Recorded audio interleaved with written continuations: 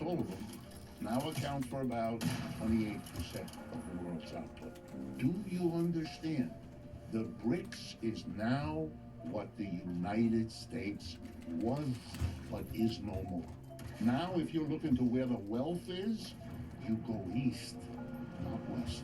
If you're a poor third world country, as we used to call them, and you need money for a build railroad, or you need to find places to sell your exports, you direct your diplomats first to go to Beijing, because that's where it's at. If you can't get a good deal there, well, you might go to London or Washington. But whatever you are doing, you can play them against each other. You're going to say to the Americans, oh, that's the best you offer? Let's go to the other place, see what they offer. You want to know why most of the railroads being built in Africa today are being built by the Chinese? There's your answer. They got a better deal. Everything is changing because of this, except here, where the make-believe is the way this country is dealing. The last thing dropped another Eclipse Cortex. We all know it from our personal lives, right? When we've lost a friend or a lover, and we had to wait until all our friends told us what we couldn't face ourselves. Well, we are the friends in this country who are being unable to vent. That's why what Indonesia did last week is something I'm not going to ask how many of you noticed it, because nobody will raise their hand. How could you? Make-believe made sure that that was not on the newspaper's front page or in most newspapers on any page ever. How many of you know that the Chinese are now the fast-growing dominant economy in the world? We're not. We haven't been for a while. Every major high-tech firm in this country has an analog in China. When we heard earlier that there was an offer by China and by Russia to work with the United States earlier, which the United States turned down, that's part of denial. They didn't just turn it down then, they turned it down now. One more example, and I'll stop and tell you what this all means. 15 years ago, every automobile company on this planet went to work trying to develop what they understood was the next wave in that business, which was putting aside the gasoline-powered car and substituting an electric-operated car or truck. By the way, not a rational response, because it's terribly wasteful to have that vehicle, which those of you who have it notice, sits on the street or in the garage most of its life. That's kind of, let's use a fundamental word, stupid. It's stupid. It's a waste of resources. Yeah. That car could serve 20 people each day if it were managed properly. What do I mean managed properly? Well, like a car rental business. That's what my family car does. It serves 3 people's needs. Those bicycles we can now just pick off the rack and put back on. That's a rational way. If you want to avoid killing people, which private cars do, if you want to avoid air pollution, cars are the major cause of it, and on and on. Rational would be to go from the private car to a mass transit efficient system. A beautiful train every 5 minutes, a beautiful bus, even more beautiful every 3 minutes, everywhere. That's it. Infinitely cheaper. Like SimCity. Yeah. And none of you have to worry about it, because wherever it's parked, in the central lots, which we call car rental centers, there would be paid mechanics who make sure they're in proper condition. So the car would be in better shape, better cared for. That whole thing is nuts. And who is the person who invented this crazy bad solution to the fuel burning car? That genius who did this terrible thing? Elon Musk. That's what he did. He found a way that automobile companies could make a profit by taking us out of gas cars into electric cars. So 15 years ago, all the car companies said, hooray, here's how we hold on to our profits, by making these private cars for everybody. And they all went to work to compete. And there was a winner. As of 3 years ago, one company figured out how to make the best quality electric cars and trucks and at the lowest price, which is what competition is supposed to result. And I'm sure you all know the name of this company. It's the BYD Corporation. Now, your faces give you away. You never heard of this place or this thing. What is it? Well, what did I just tell you? They won the competition for the entire new wave of cars and trucks moving across the planet every day by the millions. and you never heard of them. Why? Because they move everywhere except here. If you go to Europe right now, you'll see them all over the roads. BYD, and by the way, there's several Chinese car companies. They're not the only one. They're just the ones who did it best. Why don't you see them? Because we have a tariff started by Mr. Trump, raised by Mr. Biden. The tariff on the Chinese electric vehicles is 100%. So let me explain quickly what that means. I want a The BYD. Chinese produce this wonderful thing, this electric vehicle, and let's take a simple number. $30,000 is what they cost for the car. You're an American. You need, therefore, to come up with $30,000 if, for example, you're a company that uses electric trucks to do part of your business. It's an input. You'd have to come up with $30,000 to get the truck. And then you'd have to pay 100%. Another $30,000 will go into Uncle Sam, who put the tariff. Tariff is just a word for a tax. It's a word for a tax on an imported good or a service, something that's produced out of the country but brought in here for sale. That's what an import is, and tariff is the name of the tax you put on imports. We have been putting taxes on imports as a nation from the beginning. Throughout the history, there's nothing new about it. But it's 100%, which means an American would have to buy that truck by giving China 30 grand for the truck. And Uncle Sam another 30 grand, and so with 60 grand, you get the truck. But of course no one does that. Why? Because Ford and General Motors and Tesla will sell you an electric car or truck for a mere 40 grand or 50 grand or something like that. So who's helped by this? Ford and General Motors, they wouldn't be able to sell their crappy cars otherwise.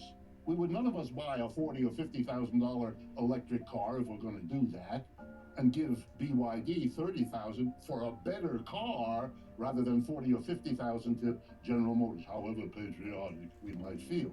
And you know who knows it? Ford and General Motors. So they went to the president and they said, put that tariff there. It'll protect us. Of course, they didn't say our profits, which is the truth. It'll protect jobs. Whenever you hear capitalists tell you about what they're doing to protect jobs, hold on to your wallet. Someone's reaching. Why is it false? Because this is a terrible act for most American producers. Think of yourself as a maker of shirts or of chairs or of software programs. You would like to buy the trucks you need to bring in your inputs or to sell and distribute your outputs. You're going to have to buy electric trucks. You'd like to buy the best one at the lowest price. Of course, you're competing with enterprises in France and in Germany and in Brazil and in Nigeria and fill in the blank. They're all buying BYD cars at 30 grand. You'll have to pay 40 or 50 to General Motors. You know what that means? They're going to defeat you economically. You're going to be loser. And when you lose, you're going to lay off your workers because you can't compete with the companies that can buy the biggest, the best, and the cheapest electric vehicle. Now multiply this by dozens of other commodities. China is winning. We are losing. Shh, don't tell anyone. Because you live in a country which is pretending to itself that none of this is going on. It's either never discussed or we turn it around and we say, the Chinese are becoming aggressive in the world. Huh? They're doing what exactly we did. You know how the United States became a big, powerful country? By doing to Europe what the Chinese are doing to us. It's not new, it's not different. The only question is, why would it be surprising? What a strange behavior is going on here. Now, where is this taking us? We're remarkably alienated from the conventional Republican and Democratic parties. Yeah. I didn't feel those parties were doing much for them, which is true. That those parties weren't protecting them from a decline they couldn't quite pinpoint, but they felt, particularly over the last 30 years. Their budgets were squeezed. You might have noticed that 40 years ago, the level of household debt in this country was small. Nowadays, everybody is loaded with debt.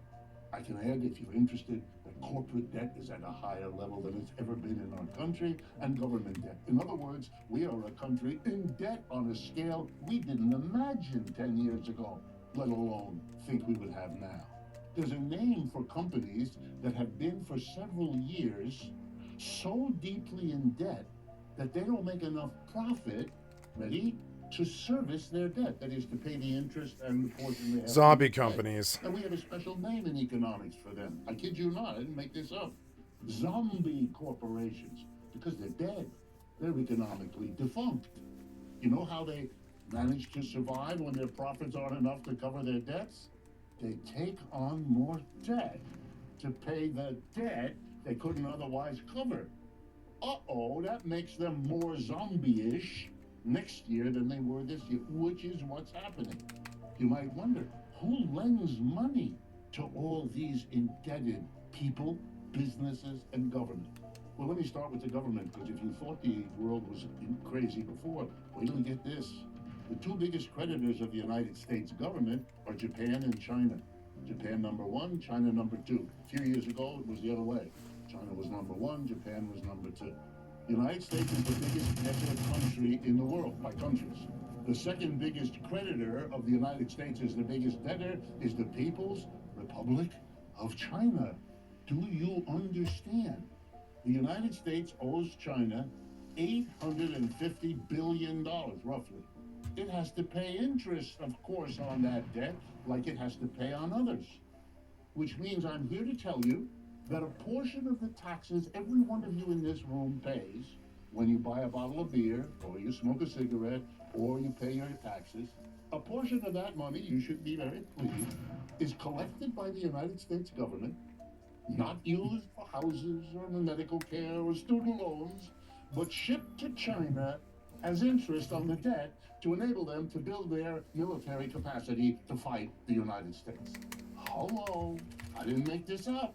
On the other hand, think of it this way. These kinds of loans from Japan, from China, enable the United States government to spend all the money Dr. Leon told us about in Ukraine without having to tax us. Because you know what would bring the war in Ukraine to an end in about 10, maybe 11 seconds? If Americans had to pay for it. But we don't.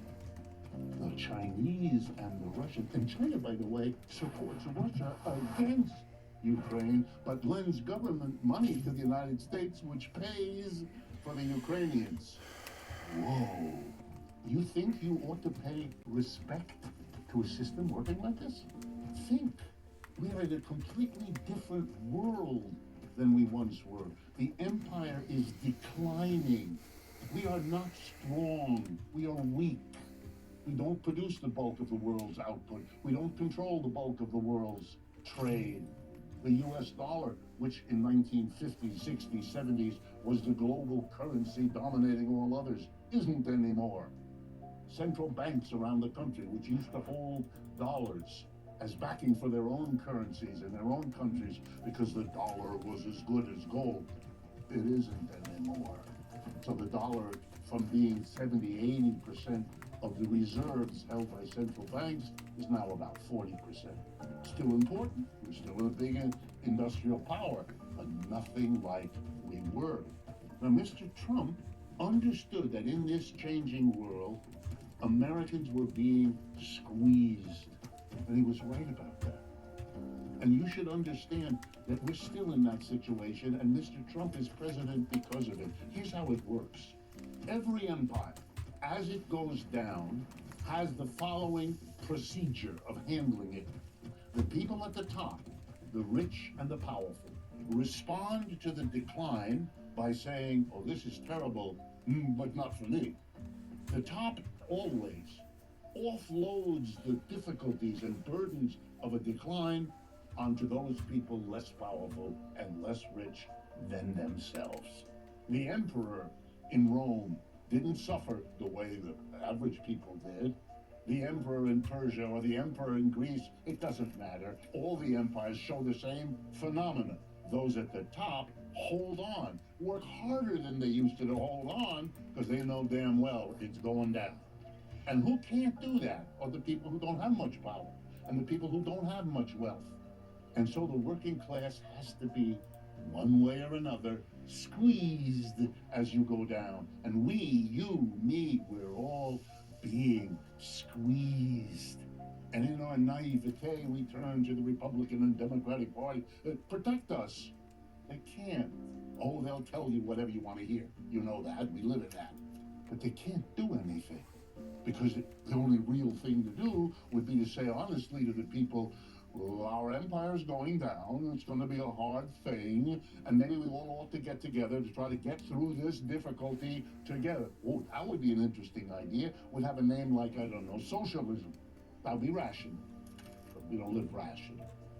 How do you squeeze the mass of people? A lot of ways.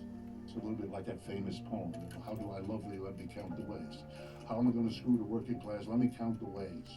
So for 40 or 50 years, we make sure that unions can't function. They can't do what they were invented to do, help the workers get a better deal. Not going to get that. We're going to demonize unions. We're going to make every union look like it's, you know, that movie On the Waterfront, a bunch of crooks that are grabbing your dues every week, etc., etc. You've been living your life in that kind of an environment. It's changed the last few years as working people begin to get it. And they are. That's part of what this meeting is a sign of. Beginning. The Starbucks workers are beginning, and the Amazon workers are beginning. The labor movement is kind of coming back to life, but it's coming late in the process of squeezing the working class. Here's another way you squeeze the working class. You have this thing which you say is some kind of mystery. It's called an inflation. What? An inflation sounds like something you do to a balloon. What is an inflation? In economics, it just means prices are going up. But now let's be a little bit more careful. If you know anything about the inflation of the last few years, here's a little statistic.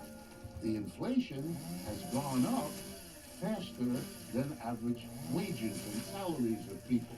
Okay, now I'm going to do this very difficult arithmetic. If the money you have to spend, your wages and salaries, are not going up as fast as the prices, there are going to be things you can't afford anymore. You know, really special, expensive things, like eggs. What? But will someone honestly tell you that the inflation is a way of squeezing the work? Not. You look long and hard, you won't get it. The inflation in eggs is due to bird flu. Huh? What? I'm talking to people, I'm not going to be mean, but half of you believe that. And the other half of you think it might be true. Here's what an inflation is. It's a decision made by some people to jack up the price you have to pay for the things they can control the prices of. Who sets prices in a capitalist economy? Answer, the employer. Those of you who have had jobs all your life as workers, do you ever recall being called into an office to add your opinion as to what the price should be and what you helped to produce? Nope. Never happened. The United States Census tells us 3% of Americans are employers. Welcome to the other 97%. That's you and me. The employers set the prices. We pay them. When they jack up the price, that's because they want to give us fewer of whatever it is they make for the money we have to give them. It's a way of screwing the working class. And that's how it's been used in the last few years. And all these economics professors, including many of mine, and people I know, sit around debating how are we going to control the inflation? What is it and how does it happen? I sit there, I'm one of their students, and I want to run up there and hit them over the head with a ping pong paddle. What are you doing? What is this noise coming out of your mouth? And then their decision, really, at this point, I hope I'm getting to you, you're getting upset. Their decision is we're going to deal with it by raising interest rates. Oh, wow, this is wonderful. Who gets screwed when you raise an interest rate? In case you're not rich yourself, I'm going to tell you, it's not rich people. They don't give a flying whether the interest rate is 2%, 6%. They're rich. That's what it means to be rich. You don't care. But you have to care because it's going to mean that little bit of money at the end of the month that you have to pay on your credit card is going to be bigger than it was before. And everything works like that. The rich don't care. You know what that's like? It's like, I'm going to stick it to you now for a moment, congestion pricing. Oh, good. We have a problem in New York with traffic. This should come as hot news since it's only been true for centuries. And we're going to finally do something. Oh, really? Get what? We're going to tax everybody the same. What? The same. A rich person who will not give a damn, and the poor person for whom this adds up as an extra buck or two every time you do something, if you have to come in and out of Manhattan, etc., etc. Only an American politician who's just seen what inflation has done to people would come up with that solution. And by the way, raising interest rates, because I can see it perked some of your interest, is that the only way to deal with inflation? Of course not. Why did you ever think it? Answer, because that's what you were fed all the time in all the media.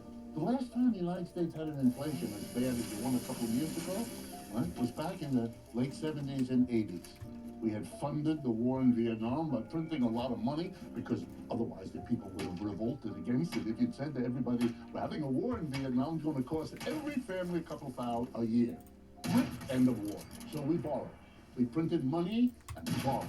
And then we had the terrible inflation. And then a conservative Republican president, Richard Nixon, went on the television August 15th, 1971, and said, I'm going to do something about this terrible inflation. Oh, good. There was tremendous suffering in the country and a lot of pressure. And put that together with the problems with the war, he had to do something. So he declared a wage price freeze that day, 15th of August. As of tomorrow morning, he said, this conservative Republican president who became president by becoming the champion of anti-communism. As of tomorrow morning, he said, any business that raises its prices, we will come for you, we will arrest you, and you'll go to jail. Guess what? The next morning, inflation vanished. Amazing. Are you surprised? Shouldn't be. Is this a story about how you control inflation? Yeah. Did it work? Yeah. Did it happen in the United States? Yeah. Do you know about it? No. And the people at the Federal Reserve who decide interest rates, they made sure not to ask about it, not to talk about it, not to debate it. Let me give you another example, because I think that perked some of your interest. In the early 1940s, the United States decided to enter and fight World War II. And the economists, who by the way included a significant number of Marxists and socialists, because in the 1940s, they would be hired by President Roosevelt at the time because they were considered the most reliable anti-Nazis, anti-fascists.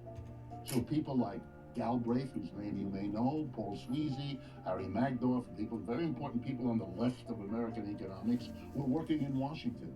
And they went to Roosevelt and they said, okay, you got a problem. You're about to fight a war. You're going to move all these resources, factories, railroads, to work on a war, to supply the army, supply the navy, and fight a war. And those resources are therefore not going to be available to produce food, clothing, shelter, consumer goods. So we're going to have a shortage of consumer goods since we're using these resources, a large number of them, to fight a war. And here's the problem with that, President. If there's a shortage of goods for the mass of people, who presumably will still want to buy underpants and shoes and toasters and all the other things of life, with a shortage, we got a problem. And then the president said, well, what's our problem? He said, the market system. The president was confused. I said, I thought we were supposed to be for that. Yeah, but we can't afford it in a war. Why not? They had to explain to him, just like I'm doing now with you. If there's a sudden shortage, then there won't be enough toasters or ice cream cones or fill in the blank. And you know what happens in a market economy when there's scarcity of goods? The people with the money offer more. You'll come with your dollar to the ice cream vendor in the park, and you got your two little kids with you, and you want to buy them an ice cream cone, and you hand him $2 for the 2 cones, and he looks at you and says, I only got 4 cones left. And before you can respond, the person next to you, who you can tell by his outfit is much better heeled than you are, says, I'll offer you $5 for each cone. Guess who gets the cones? If you have a shortage, a market system is a system that allocates whatever is scarce to the people with the most money. Those of you who think of yourself as moral or ethical ought to think about why you support a market system that does what I just said. Really? That's what you want? You want to live in an economy that distributes whatever is scarce to people with the most money? You know what that means? It means that the little bit of milk will be purchased at a high price by the nice rich couple who gives it to their cat. But it will not be affordable to the poor couple who needs it for their children. That's how a market works, Jack. You're supposed to love the market. You're supposed to believe it's efficient. It never was. That kind of argument is what we in academia call bullshit. But it works. Mr. Trump has become president because he knew that the mass of the American people were being squeezed and that the conventional Republicans and Democrats weren't doing squat about it. And he said, I'm different. Watch me. I'm going to be outrageous. I'm going to say the things that were quoted earlier, not quietly and under the table, the way it's usually done, but big and loud and open, all about it. Watch me. And when you got two parties that aren't doing anything for you, and you're feeling very squeezed, you give your vote to somebody different. After all, why not? The Democrats had the equivalent. You all know his name. Bernie. He was the different on the other end. A politician who, for the first time in half a century, didn't run away from the name socialist. Had he run, he would have picked up that same different. Maybe let's go with him. But the Democrats shut down their only chance. And look at them. They suffered the results. Mr. Trump, there's no reason for any of us to imagine he's going to change. He's going to be Mr. Different. That's what he does. And you can already see it. The Israelis made a decision to hitch their wagon with the United States. They made that decision many years ago.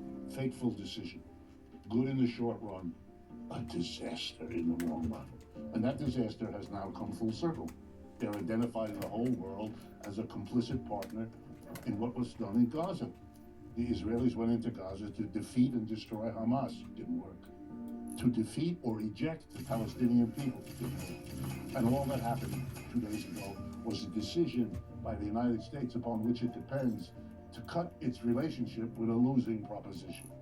It's ugly all around. It will not save the United States from being identified as complicit with all that happened there, and the books and articles and documentaries about it will be with us for the next generation. And Hamas, it will inherit the rage and the fury of 2.5 million residents of Gaza who have watched their mother, their father, their children.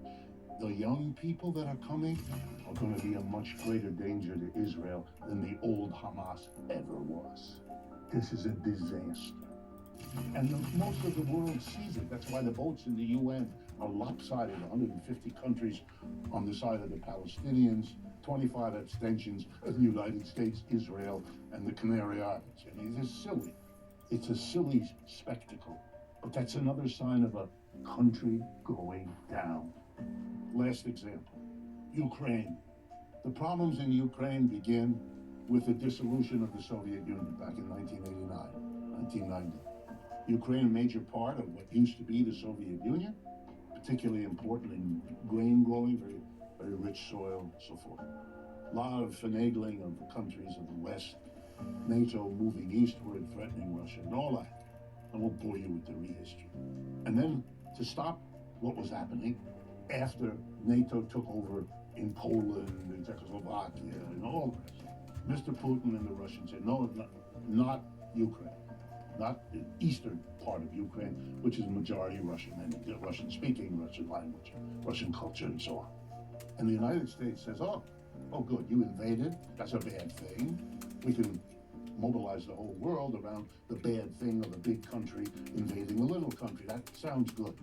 That was already a mistake, because what was Afghanistan? A big country invading a little poor country. What was Vietnam? A big country invading a... The position of the United States as going to war around the principle of a big country shouldn't invade a little country sounds a little hollow coming from the United States, except, of course, here, where the denial is the governing spirit of the country. Yeah. And the United States decides to go in for and round up the usual Europeans to go with you. Okay, how do you fight the war? And this goes to something said before, and I want to conclude with. The United States is caught in the decline, discovering that the decline trumps everything else. And I don't mean to be clever by using the word trumps. The nuclear weapons of the United States are useless. The enormity of them, useless. Why? Because if you dare use them in Ukraine, the other side has them too, and will use them. And that made that quite clear. So you can't, because it's self-destructive. That's out. But what do you have? Conventional warfare. Then you got another problem. The Russians are better equipped for that than you are. The Russians also have a history, in case you're not familiar with it. Napoleon thought he could defeat Russia. He couldn't. Hitler thought he could defeat Russia. He couldn't. Invading Russia has turned out to be, or fighting Russia, a really bad idea. But the United States, used to fighting such powerhouses as the poorest countries on earth, Vietnam, Afghanistan, didn't make the adjustment, so it can't fight. It realized that within months. So it came up with the great plan, the genius of Mr. Blinken, or Jake Sullivan, or other people who I hope whose names mean nothing to you, because they sure mean nothing historically. Here's what their great strategy was. A war of sanctions. Oh, we will get the Russians. We will, I'm now quoting President Biden, reduce the ruble to rubble. Somebody with poetic genius gave him that one. The ruble will become rubble, and Russia will fall to its knees. Wonderful images right up there with Mickey and other mouses in the American consciousness. And they did it. They stopped. The Europeans, if you know the story, stopped buying oil and gas from Russia, which is a is that what it major is? export Okay. of the Russian economy. That would cripple Russia. It was the idea. Problem. Russia is part of the BRICS. And the Russians went to the Chinese and the Indians and said, they won't buy our oil and gas, and we need to sell the oil and gas. How about you buy our oil and gas? Done, said Mr. Modi. Done, said Xi Jinping. And thereby the American strategy went, along with everything else, into the toilet. Didn't work. Total fit. Russian rubles, fine. Russian economy, in case you don't know, has grown faster over the last 2 years than the American economy has, which should surprise no one. Because remember how we as a nation got out of difficult economic times known as the Great Depression? We went to war in World War II. We took half our unemployed people and put them in uniform, and we took the other half of the unemployed and gave them jobs, making them a uniform. And that's how we that's how we did it. Turns out war can help solve economic problems. We should have known, because that's what we did. But we couldn't imagine it. These failures of imagination, these are the signs of economic, powerful decline. So if you really want to understand where we are, it doesn't depend on anything Mr. Trump does. That's the important thing to understand. Don't get caught up in that. Mr. Biden's influence on the economic conditions of our society are marginal. Mr. Trump's in his first presidency were marginal. Most of the things he boasted about he couldn't do. He built a wall, along the Mexican border. More Mexicans came, not fewer. That was 100% plus. Now he's proposing, as you probably know, and I've heard as I was coming over here today, that ICE is going to be raiding those cities across America and throwing people into Mexico. Yeah, he may do some of that. Maybe he'll do a lot of it. Who knows? If he actually does it, if he actually takes the 10 to 15 undocumented immigrants in the United States and puts them into Mexico, we're going to have meetings like this, and it's going to be about Mexico. Mexico lives off the remittances, the money earned by Mexican people here that they're sending back to their mother, their father, their children, back home. And that flow of money is an absolute blessing to Mexico. It doesn't have to sell anything. It doesn't have to export anything. It just gets the money shipped by its expatriates here. Imagine that suddenly gets stopped because they're not here anymore. They lost their job and they were deported back to Mexico. But it gets worse. They're arriving in Mexico at a time when Mr. Trump is threatening them or hitting them with tariffs, which is killing the market Mexico had in the United States, its biggest buyer of its output, including many automobiles made by Ford and General Motors in Mexico for export here. Those goods are not going to be able to come in here without a tariff, which means we're not going to be buying them, which means the Mexicans are going to be laying people off. When the money from remittances isn't coming and the millions are coming looking for the work that will not be there. You know what that's going to make out of Mexico? A disaster that's going to remind everyone else of the sad country of Haiti. A disaster of gangs and American tourism there. Bye-bye. That's the kind of chaos that's coming out of the denial. The war in Ukraine is lost because the Russians can fight forever. And for those of you who pay attention, you may have noticed, you should have, that the Russian army is many, many miles into Ukraine. It's very clear who's winning and very clear who's losing, except you. So my parting final words, most of what's about to happen is not about Mr. Trump or what he does or doesn't do. His capacity for saying one thing and doing another is already legendary. You don't need me to remind you of it. But whatever he in fact does is marginal. Most of what is going to happen to you and me is going to depend on two things. One, what the rest of the world does as it watches and navigates the decline of the American empire. It's actually more important what Xi Jinping and Mr. Modi and Lula in Brazil and so forth and so on. And that remarkable woman who's now the head of Mexico, who has her work cut out for her. She has a very famous Hispanic name. Scheinbaum is her name. But she's the one to watch, because what she does, faced with what I've just described to you, that's going to be powerful, whatever it is. So it's the outside that's going to affect us more than our own political leaders, because we don't have the power and they don't anymore. Plus, we are so lost in denial that we don't know what we're doing. That's why we miscalculated in Ukraine. They're out of touch, not just with the American people, but with the world reality. Watch them. This morning I read a story in a major American financial newspaper about the International Monetary Fund saying that the United States would grow 2.7% in the year 2024 and thereby lead the world economy. I can't believe it. It's so gross. By the way, the number's correct. 2.7% is what the IMF has now said. But that's not leading the world economy. That's lousy. Chinese growth this year will be 5%, and the Indian growth will be 7%. The United States isn't leading anything except here in its own weird mentality. And what's the other thing? The second thing, besides the outside dominating the inside? It's you. We are the unknown. Will the American people allow themselves to be the ones who get screwed as this empire passes? It's the same question that the British working class had to face when the British Empire collapsed over the last century. We, whether women building up or formerly incarcerated people, will they get together? Will they make movements? Will they make demands? Will they make coalitions with one another to realize those demands? That's the wild card. By the way, there are think tanks all over America that are asking the same question. They're worried. Is the labor movement waking up in a way that could change all of this? People were being worked at unbelievable stress in Amazon warehouse for years, or in Starbucks coffee shops for years.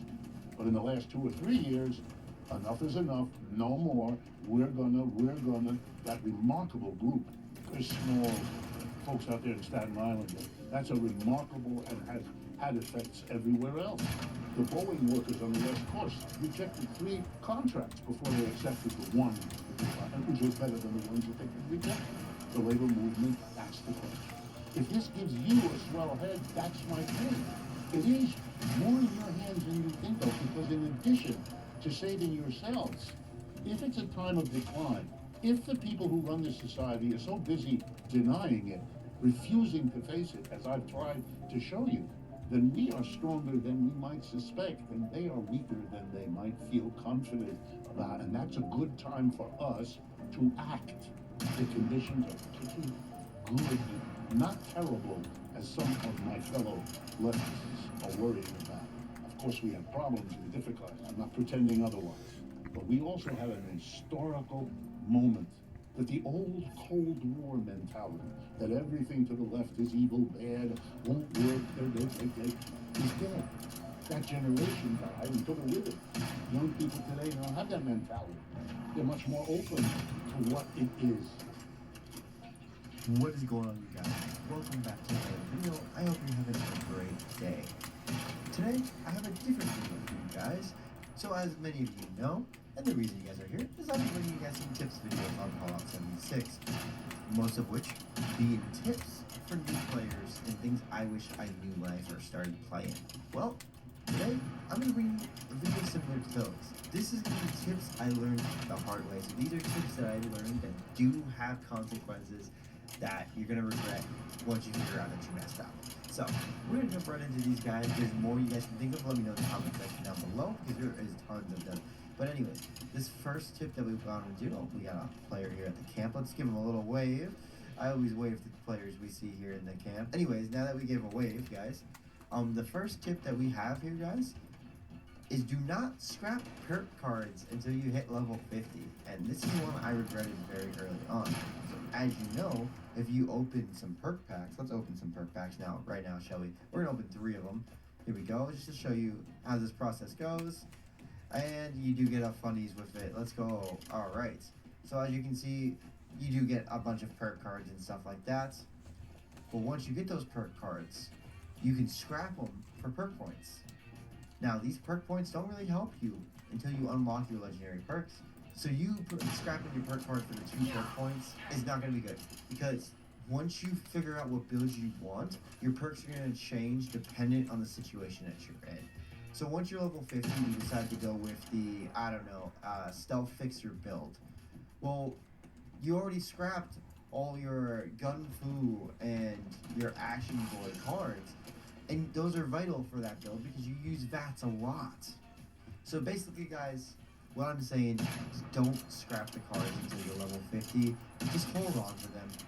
If all else fails, yeah, you gotta wait a little bit longer to get that legendary perk. But trust me, having some options for perks is gonna be a lot better than not having any options for perks at all. Trust me. Just take my word on it, guys. And people in the comment section would definitely back me up on that one. Don't scrap your perk cards too early. Alright, guys, this next tip is going to be one that I will admit I did not learn until about, I would say, December of last year. That's right, still fairly recent. So, let's say you have your camp, right, and you're running a vendor. You probably noticed maybe your vendor's not getting a lot of people popping in. Well, pause the game, click on your camp, and make sure public map icon is turned on. Because if it's off, your camp is not displayed publicly on the map. So as you can see, mine's giving out these little sonar waves. That is letting me know that other players can see my camp. There are tons of people who have vendors that aren't even displayed on the map because they don't know that you have to turn your camp on. If you don't turn it on, people can't fast travel to your camp, and well, 90% of the people are not going to find your camp. Alright, guys, the next tip I have for you guys is bobbleheads and magazines. So, bobbleheads and magazines, unlike past Fallout games, in this game are not permanent. So if you were like me, and you found your first bobblehead, and you're like, oh cool, an intelligence bobblehead. Let me pop this so my intelligence goes up. It only lasts for a set duration of time. The same goes with all magazines in the game. Honestly, most of them, I would say about 90% of them, aren't even worth the buffs. Aside from 1 or 2, I know like the leader bobblehead is probably the most useful one out of the bunch. And there's some magazines that are pretty useful for ranking up and stuff like that. But the tip I have for you here is they are not permanent, so save them for the situation. Save them for the situation that you would need them on. So don't pop your big guns bobblehead. Expect them to be good with your minigun the entire time. It's only going to last for a fixed duration of time. Alright, let's say you're out camp hopping, right? Well, this next tip that I learned the hard way is going to be to scrap your junk before camp hopping. And the reason I say this is because there is a such thing as trap camps in Fallout 76. And what are these trap camps? They're normally made by a higher overall player who likes to collect junk. So they're looking for easy scrap and stuff like that. Most of the time they're just AFK in their camp hanging out. A lot of times it's going to be a store that lures you to a very particular narrow hallway, or you're going to notice a lot of wires going around from where their vendor is. Most of the time, this is indications of a trap camp. And what this is going to do is these trap camps are going to kill you, and when you die, you're going to drop all your junk, and then that player will be there to collect that junk. So just make sure you are scrapping all your junk before you go camp hopping. I have not encountered any trap camps in about a few months, I would say. I camp hop quite frequently and check out the player stores because you never know what you're going to find a player has. And I've only come across one trap camp ever in my entirety of playing Fallout 76. And it was quite obviously a trap camp. I was just dumb and went down the hallway. So it's not a very common thing, a very common occurrence that you might come across one of these, but it is not impossible. Players do like junk, obviously. Free resources. People, with the influx of new players, I have a feeling someone's going to stumble upon the trap camp tutorial video on YouTube, and we're going to see a number of trap camps coming back, especially with the new players coming to Appalachia. So just keep that in mind, guys, and be very careful when you're camp jumping. Alright, guys, and the next tip I learned the hard way is going to be starched genes. What? Starched genes. You need to have starched genes when it comes to mutations. And I'm going to explain why right now. So if you pop a Radex or Radaway, there's a chance you're going to lose your current mutation that you have, no matter what it is. Because that's just the way it works. That's what those chems do. So with starched genes, you get to keep your mutation permanently as long as that perk is applied. So I learned this the hard way. I acquired marsupial. Oh, I got a really nice SMG. Nice. And I got it the hard way by dying of radiation until I finally got the mutation. Let's switch up. Once I got marsupial, I literally, I kid you not, within 5 minutes, popped a Radaway or Radex, whichever one it was. I forget which one exactly it was, but I remember popping it immediately because it was in my quick scroll wheel, and I lost the mutation. And I didn't realize I lost it until about 5 minutes later, and I was like, oh, damn, this sucks. I lost my mutation that I just worked so hard to get. Especially if you're going to camp to buy those serums. Sometimes they can get a little costly when you get all the ones you want. So with that being said, guys, make sure you have starched genes on once you're going for mutations. And that's also going to piggyback on the not scrapping perk cards, because you might not be using starched genes very early on in the game, and you might see it and be like, oh, I'm never going to use this perk. Scrap. No, don't scrap perks. Alright, guys, we are now inside the Rusty Pick, because that next tip I learned the hard way is going to bring us to the Rusty Pick. And this next tip is going to be one that's pretty simple. So you're going to walk up to Murmgur here, and you're going to see these crates, and they're very enticing. I can get a legendary piece of power armor for 120 legendary script. Well, the thing is with this, look, I'll even buy one right now. Let's get a legendary ranged weapon. Let's see what we get. We got a 2-shot Gatling laser. Okay, this one's actually pretty good. It's not god rolls, but this is actually a pretty good roll. I'm not going to use it. But, for example, a lot of the crates you're going to get are not very good. So let's buy another one just so I can prove my point. Yeah, there you go. A Junkie's bow. Unless you're going for a bow build and you run Junkies, it's useless. So, yeah, you can resell them. The only problem is, if you have the guns you currently like, spend the script on legendary modules instead. These will allow you to roll a legendary mod on them. And to get the 3-star, instead of paying 100 legendary script. It's gonna cost you 150 because you need 3 of them. But you still have the You still have the weapon you like, and you can always re-roll it. It's not the end of the world if you do not get the exact roll you want, because you can always re-roll. And for our next tip, this one is going to be one that I've found out, again, very unfortunately. So I'm actually going to enter my power armor here to show you this next tip. And this is going to be about scrapping.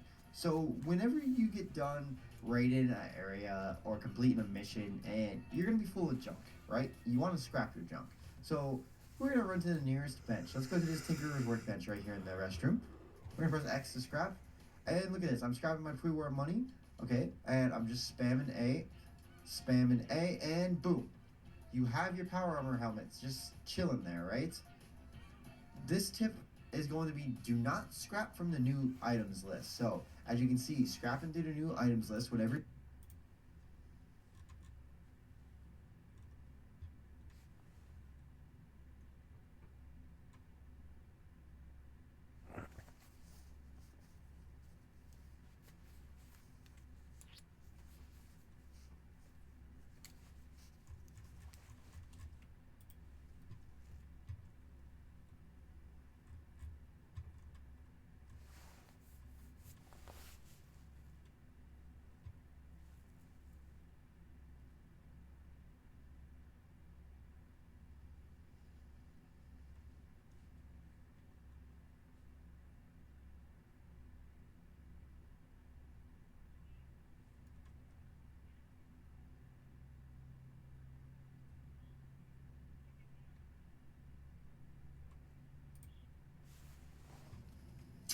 Hello, everybody. Let's talk. Let's give you all a few minutes to join, see what's up. Hello, everyone. Just giving it a second for folks to join. Let's talk about what's going on. We are going to discuss what is happening right now, what we can do about it, what our marching orders are, and what Democrats can be doing, what we are doing that also isn't being communicated to the public as much. So let's fix some of this. But hello, everybody. All right. 20K on, let's talk about it. All right. So, first things first.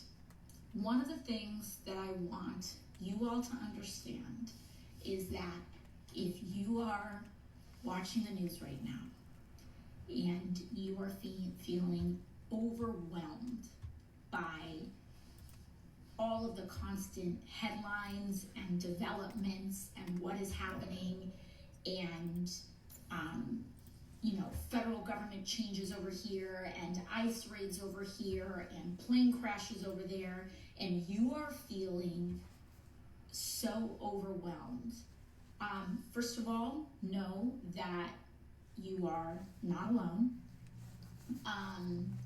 And second of all, know that that is exactly what this administration is trying to get you to feel. They are trying to get people to feel, and someone said Musk, yeah, you got Elon Musk raiding the federal government and the Treasury. There's all this stuff going on. And Unity? it's so easy, and it's natural when you see all of this stuff falling apart to get paralyzed because all of it is so overwhelming and you don't know what to do about it, but it's also very pressing information, and so you know it's going to affect your life or the life of people that you know, but what do you do about it? What is Congress doing about it? What's our leadership doing about it?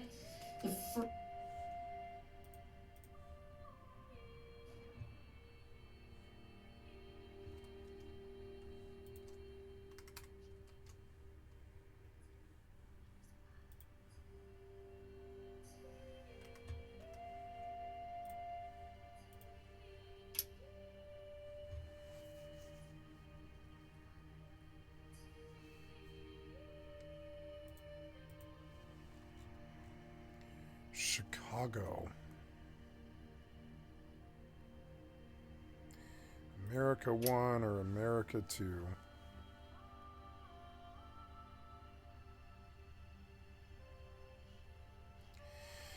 Free PvP, PK outside the towns, all PvP, PvE events.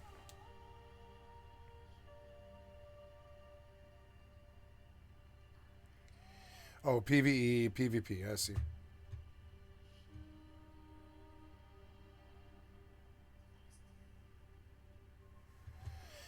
Well, let's try the PvP experience, I guess. It's such a big world, I doubt anybody ever sees you. This is Quimfall. I've never played it before. I bought it for $20 because I was like, yep, $20 is a good deal for a game that doesn't have a sub right now anyways. So, how do I switch between genders? Full body, bones, lip.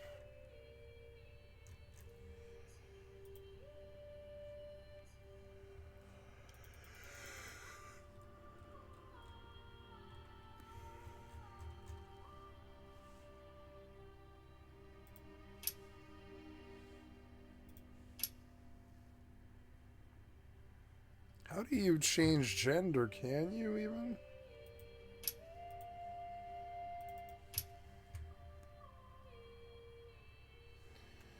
This looks like a...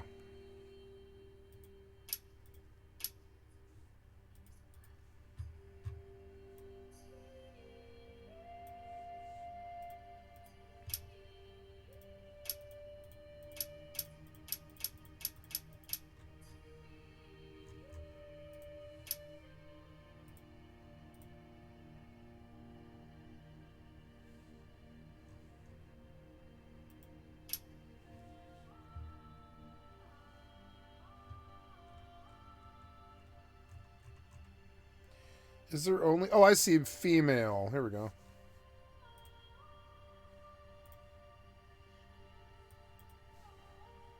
I mean, I actually like her right off the bat.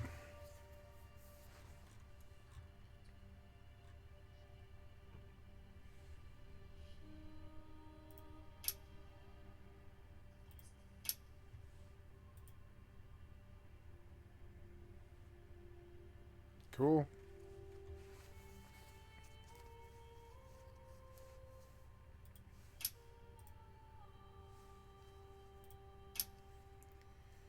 What is head bright? I don't know what that is.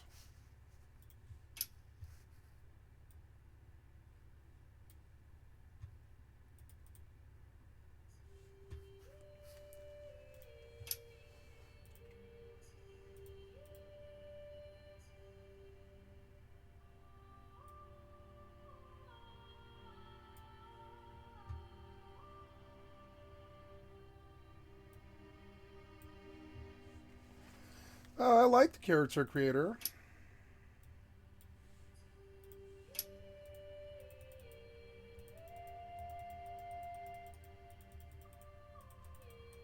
I don't hear anything yet. Hi, this is the voice I'm gonna use. That's the voice you'll hear me use throughout our adventure. Hi, this is the voice I'm gonna use. That's the voice you'll hear me use throughout our adventure. Hi, this is the voice I'm gonna use. That's the voice you'll hear me use throughout our adventure. Hi, this is the voice I'm gonna use. That's the voice you'll Hear me use throughout our adventure. Hi, this is the voice I'm gonna use. That's the voice you'll hear me use throughout our adventure. Hi, this is the voice I'm gonna use.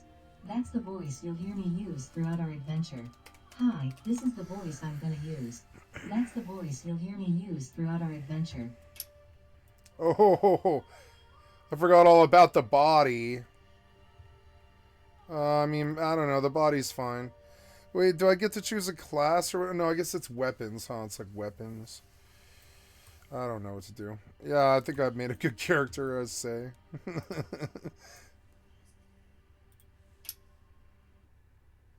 In the infinite darkness of the universe, a power rose. Universe. known as Universe. All-Star, reigning as a solitary god. His power was boundless, yet his loneliness propelled him into a profound search. This quest led him to discover the pinnacle of his own creativity.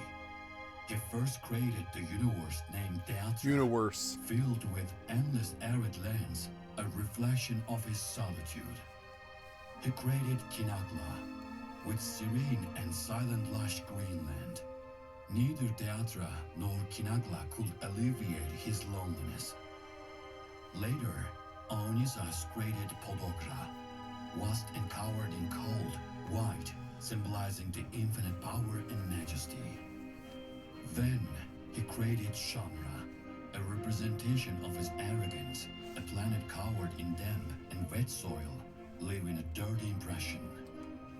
As he roamed among the planets, none satisfied him. Eventually, he created a magnificent portal planet, Queenfall, connecting all the planets and bearing his own characteristics. Its every corner was filled with different biomes. One icy cold, another ablaze with flames. One damp and wet, another lush and verdant. Fissures began to appear in every corner of the planet, and the creatures emerging from these rifts were wreaking havoc on each biome. Aonisar's power was dwindling, so, as a last resort, he created a god named Tyron, and tasked him with the mission of saving the Queenfall planet. The fate of the planet was now in Tyron's hands. I fear AI's capability of making really good video game music. Because you can hear it. This is video game AI music, I'm fairly sure. And it's fucking good. Every corner of the Queenfall planet.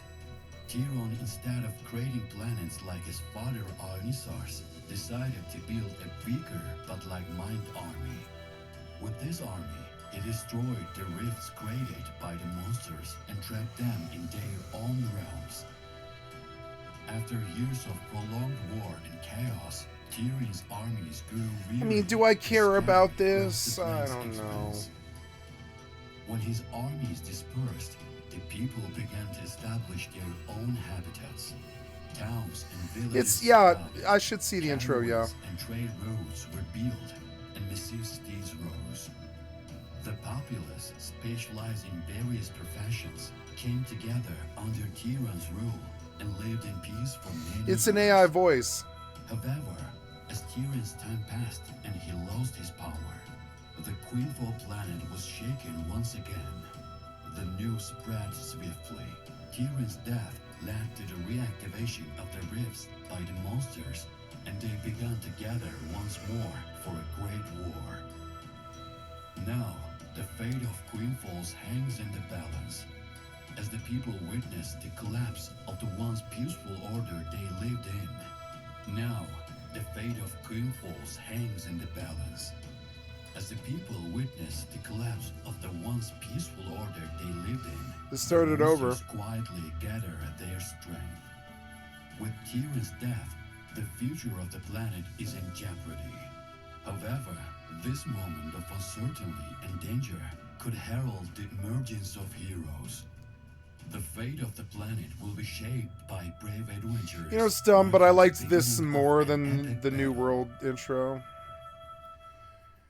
Because it was direct, it was fast, it was like 3 minutes done. In the meadow biome, the vegetation decreases about 25% in the autumn and 50% in the winter. Don't forget to adjust your stocks accordingly. What does that mean?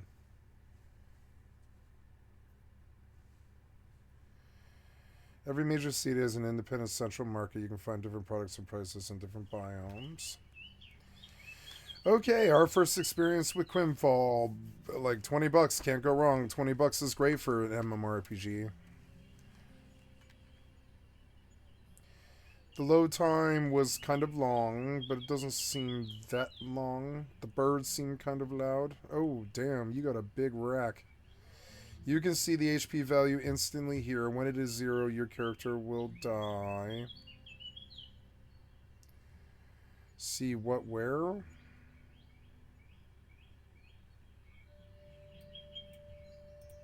Oh, I see.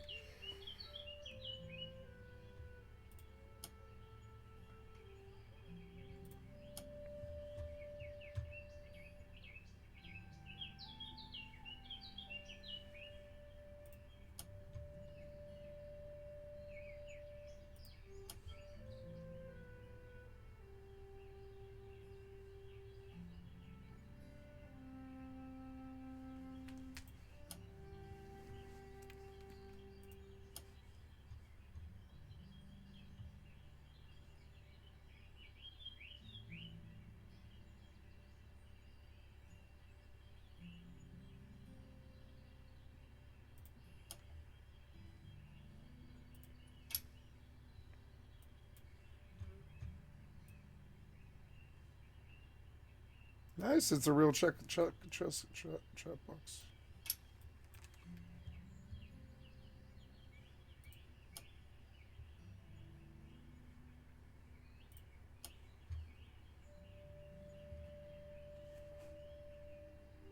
The game's beautiful. Music's good so far. I immediately have a more positive outlook at this than PAX Day.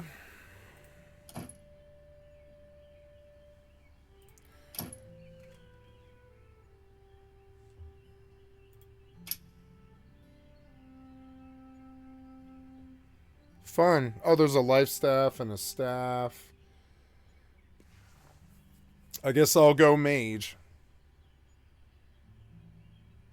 There's a crossbow too.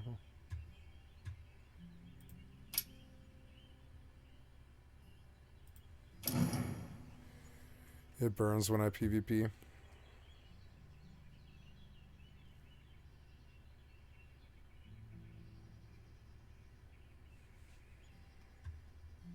You can find a player. You can auto run in this game. To auto run, you can click on the points on the map on the path to see information about the distance and start it. Note that you need to be on a marked path to do this. I like that though. Here you can filter in the markers on the map. Interface options and character movements are treated as two different modes. You can switch directly between the two modes with just one button. Try control switching now. Control. Oh wow. This. Yeah, I think I'll put that on tab, but this.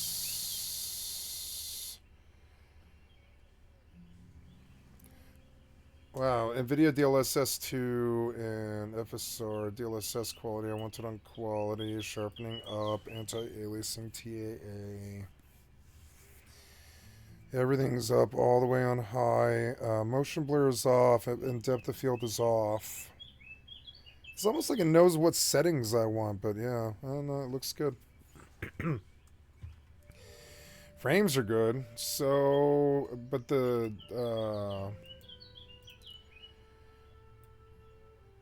wow, you can turn the camera field of view way the fuck down, wow. Confirm, yeah. So no, but do like 60.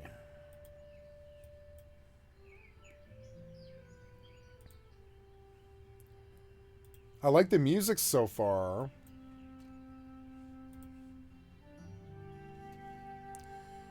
We're gonna turn the ambient down to like 30. There's no master.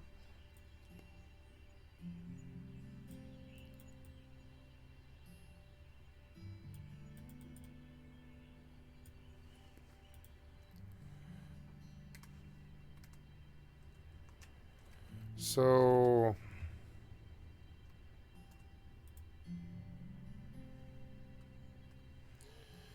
left control. What is it? What do you mean? Oh, flip the camera. Oh, roll while moving. Nope.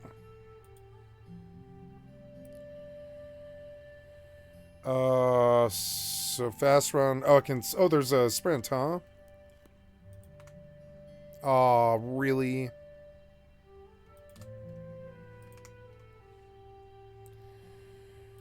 Okay, but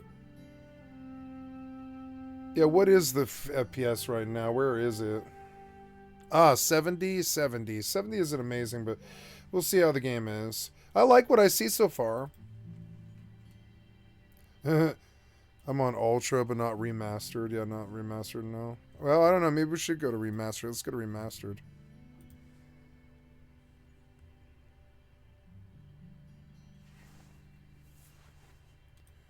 Yep. 36 frames. Are you serious? Well, I could turn the DLSS off and wow, graphics are good, but the frames Well, that's an interesting system. Wow. It's not skill-based, but yeah, it's definitely interesting.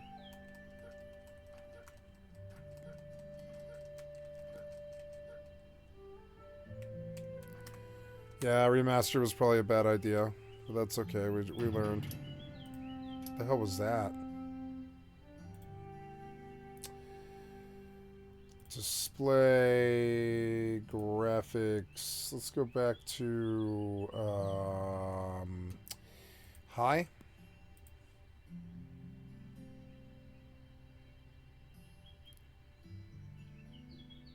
I don't know. Let's see the motion blur and depth of field. Just see what it looks like.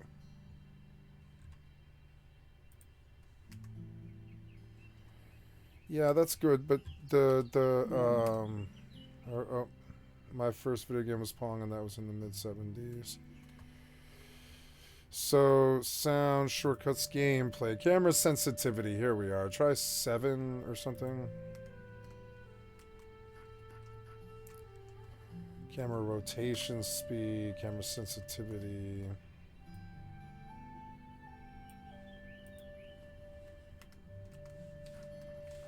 There, that's a bit better.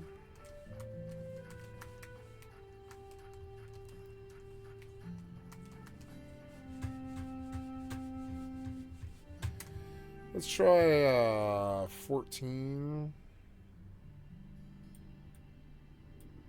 I like this game so far. Whoever made it actually understands MMOs pretty good.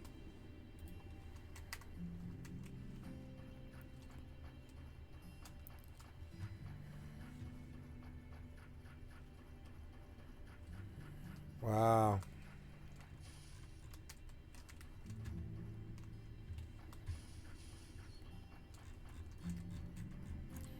Well, I like the graphics.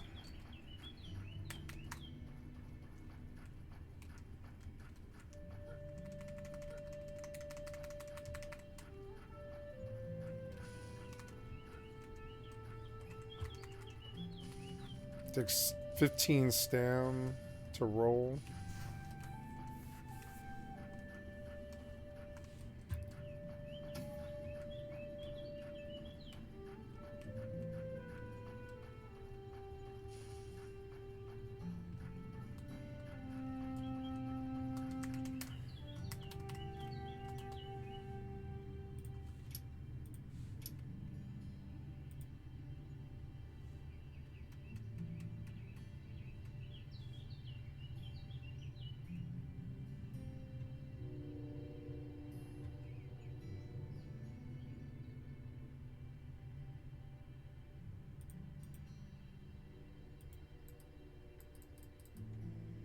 You can't bind mouse 4 or mouse 5.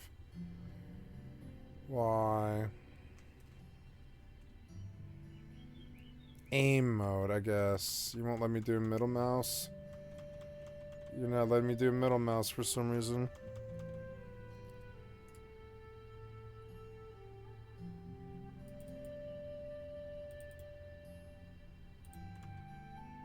Wait, there it goes.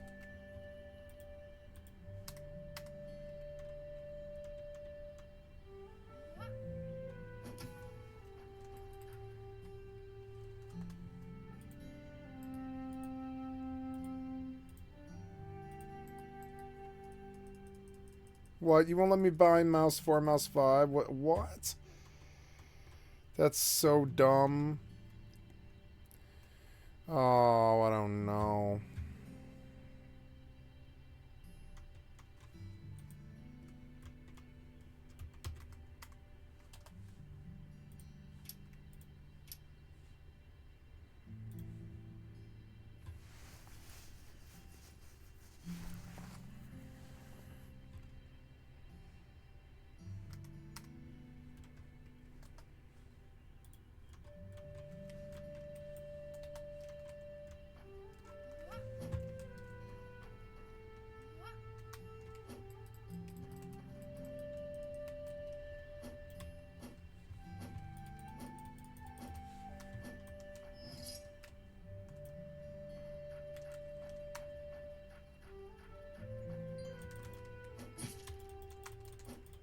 Fab frame rate loss immediately.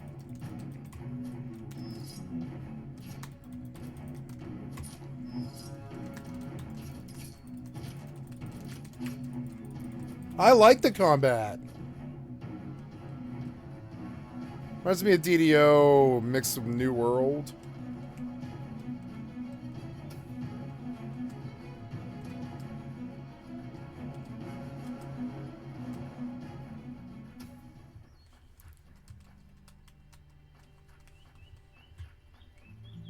Oh, I might really like this game, maybe.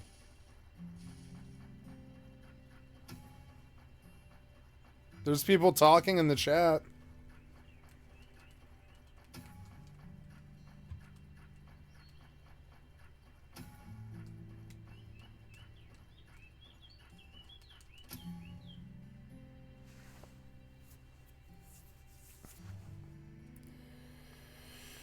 Strong Sword or Devastator? Strong Sword or Devastator? Okay. Crippling Cut deals 100% physical damage to the enemy. Oh, this is a two-handed... Oh, it is a two-handed sword, yeah. Crippling Cut or Mighty Swing. Deal 110. Or reduce attack. Cooldown 6, cooldown 7, MP 28, MP 36. Adds additional 9% physical damage to the enemy. 10%. Well, this reduces their damage, which can only help me, so we'll do that. It's an ability, huh?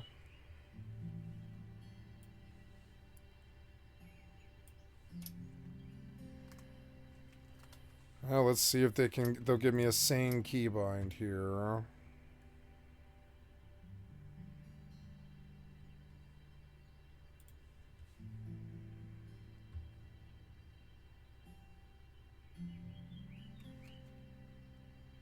We'll put this on F, because that's a keybind I could actually get used to. And then as for skill bar 1, we're going to do middle mouse. You won't let me bind middle mouse? Are you fucking serious? You will not let me bind middle mouse? Man. That is so goddamn dumb. I really dislike that.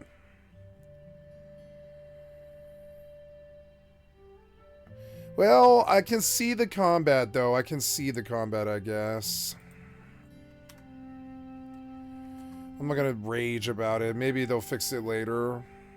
Oops, wait. What was that sound? Oh, now kill it.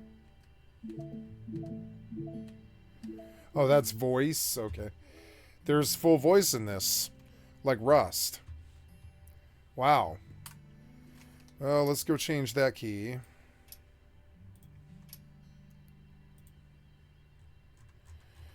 I better do the whole list. I like this game so far. I actually don't mind it.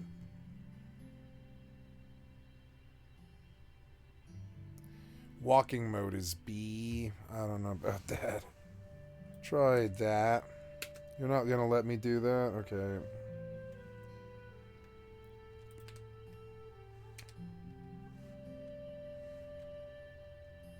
Crouch. There's a crouch in this? Damn.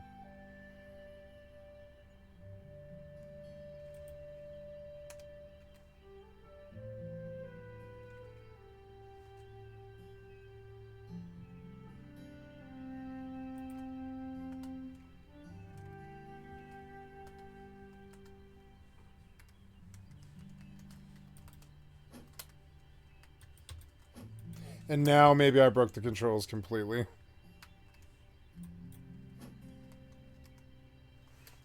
Oh, no, wait, no, that worked, that worked.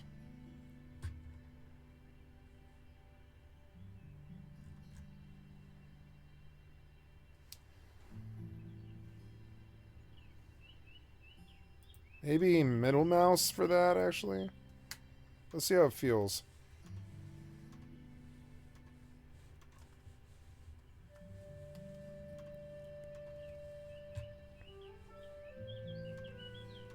Maybe I can get used to it. Weapon equip.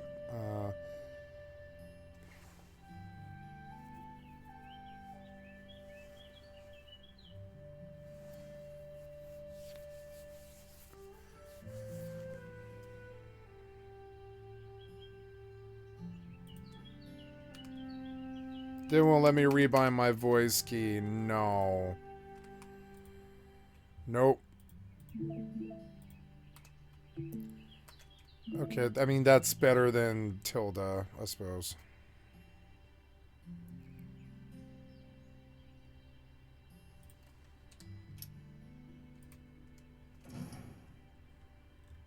Oh, wow. Jesus Christ. Wow. Beautiful. Wow. This map is fucking amazing. This map blew me away. Wow.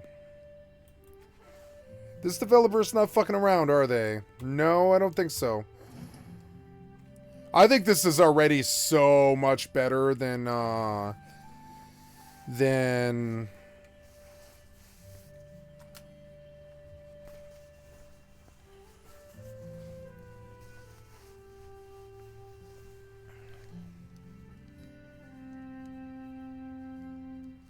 so much better than they've been giving it a rating for.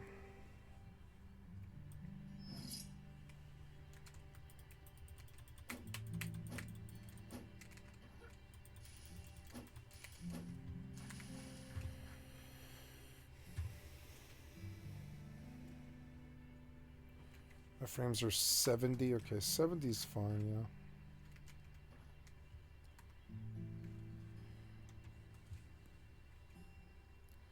No, we better have it be on,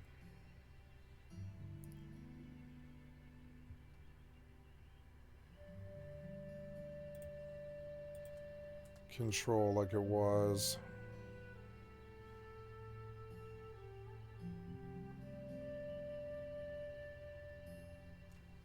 Oh, I'll have it be prone. There we go.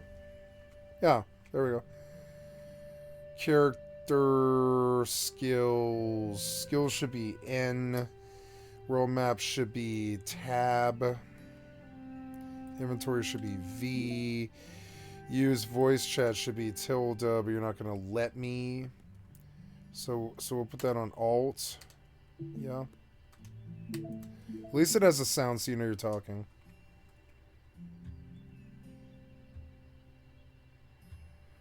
Life skills. I wonder what that is. Clan, pets, mounts, build, quest.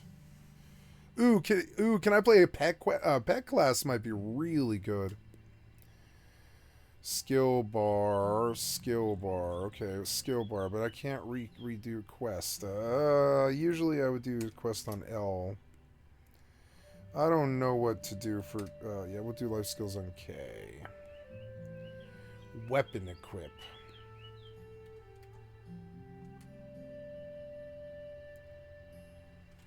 Maybe we put that on F. Aim mode, charge attack.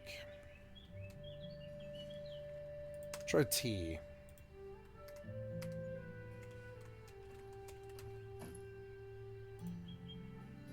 So there's a novice spear, a sword and board,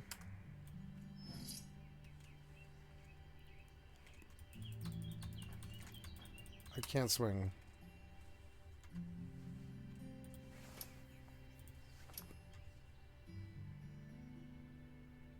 I like this game so far.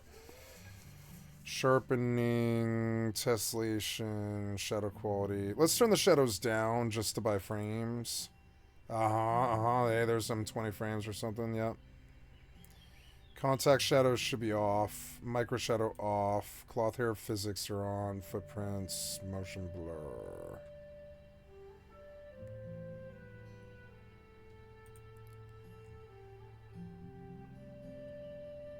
Okay, good. DLSS 2, DLSS quality, sharpening.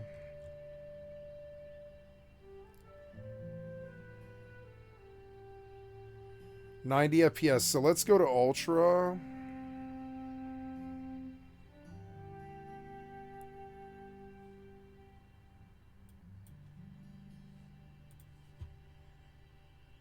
Let's go to Remastered.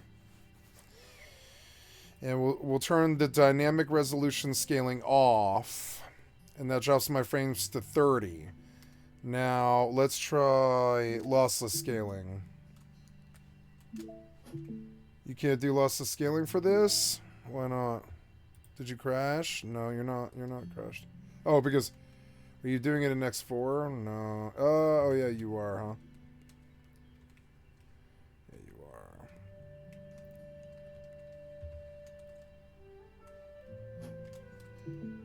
Oh, there it is. There it is.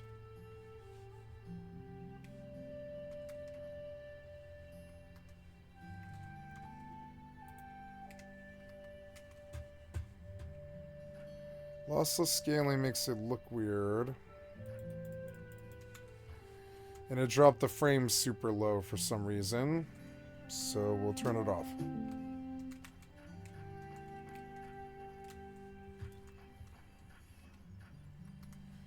It doesn't look that much different in hires, so I'll just turn it off now. What an interesting game. The engine's good. It's weird that it's Unity.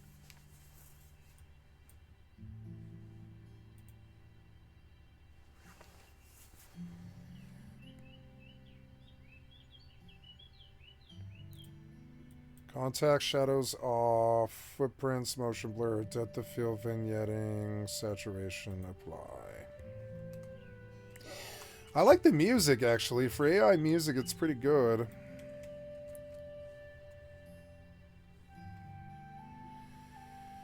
Axe, dagger, bow, crossbow, elite staff, life staff, warhammer.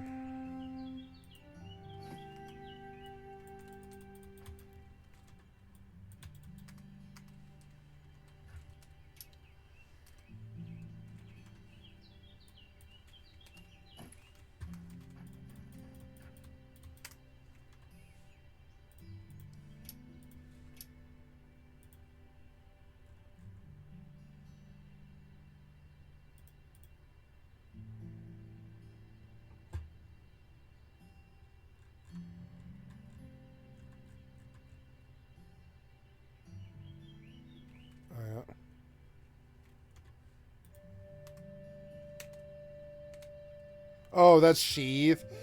Never mind. Weapon equipped should be T. And charge attack should be F.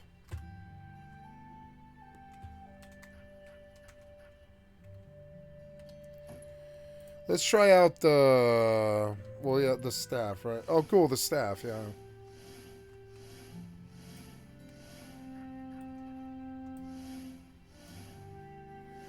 Well, that's cool. Oh, I like it.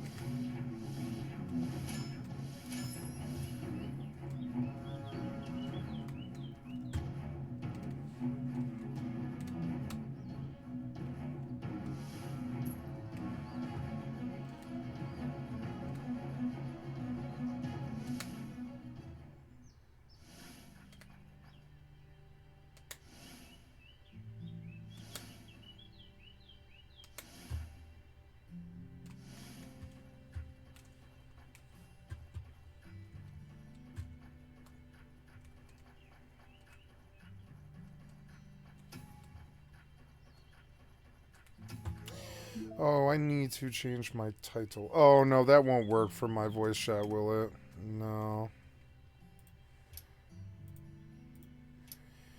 We'll put Alt as mouse lock. No, I guess I'll do it as control. That's fine.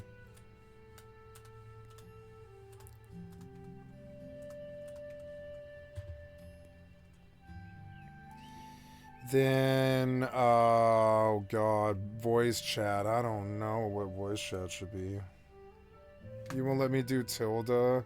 You suck so bad. Let me do Tilda.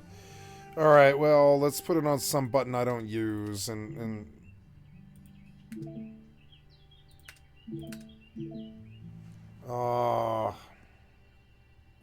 I don't know what button to use. You're so annoying. Do F1. F1 is not a bad key for that, I guess. I could even get used to it, frankly.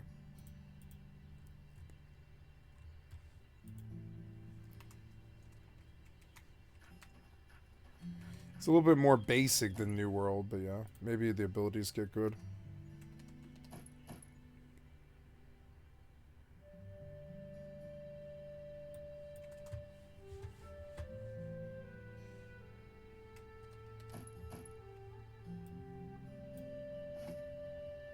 Much better.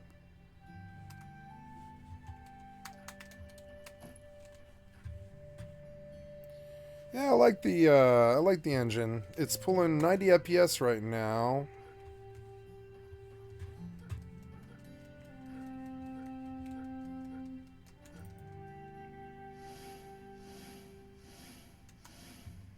I like the way they do the camera, because it doesn't totally block you from what you're doing.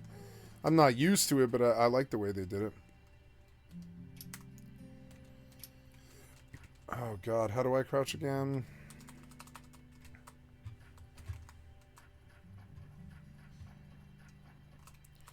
Wait, when you're sprinting, you can't strafe? Oh, no, you can. No, you can't. I see. So you can't sprint and strafe at the same time, but you can.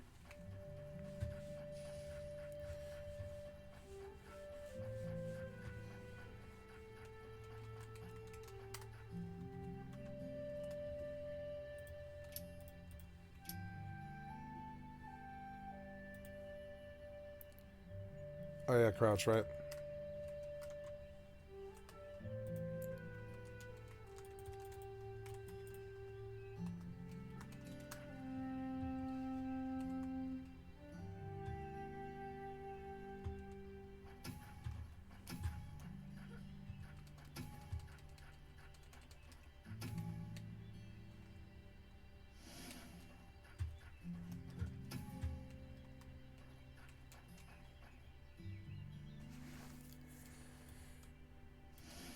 See, I can go normal attack, or I can just go charge attack on left key.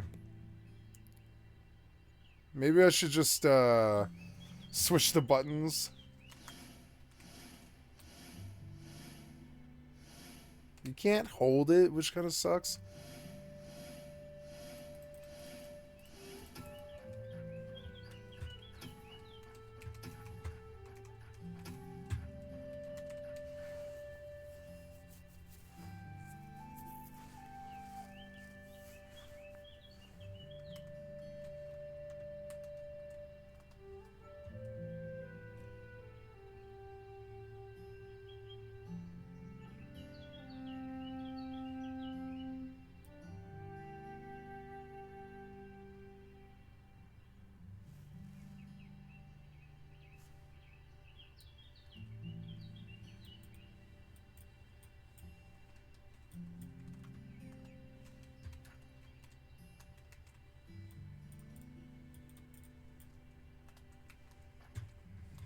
Oh no, with lossless it's good. Maybe I should try remastered, huh?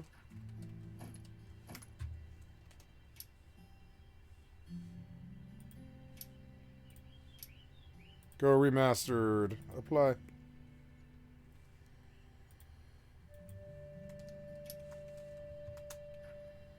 Oh no, you can't do remastered for some reason. That's weird. Oh, because you turned on. You're about to crash, aren't you? Yeah. Fix it. Options. All the way back up to not dynamic resolution. No, something. It doesn't like it. Huh. Yeah, something about it doesn't like that for some reason. Okay, well. Is it because it's TAA? Maybe. Let's try just go back to high.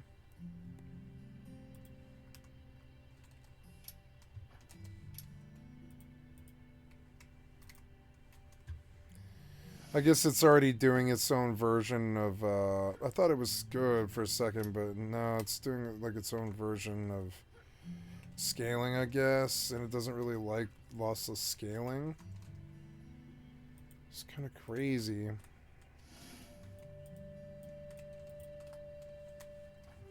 There, it likes that. That's fine with that. So...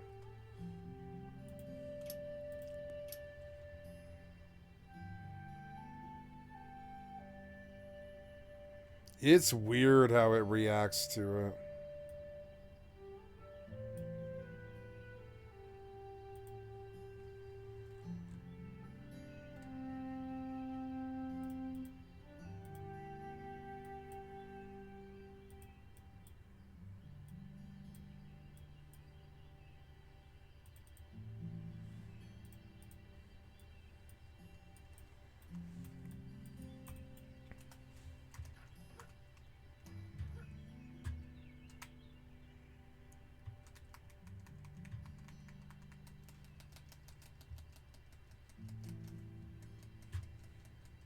But you can climb, which is dope for an MMO.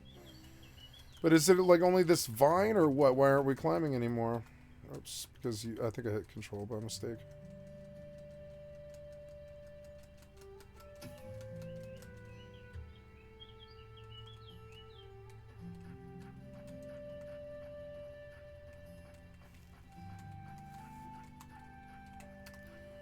Oh, that's a combat thing? It is. It's a combat. Oh, it's cool. It's a combat thing. How do I do the settings?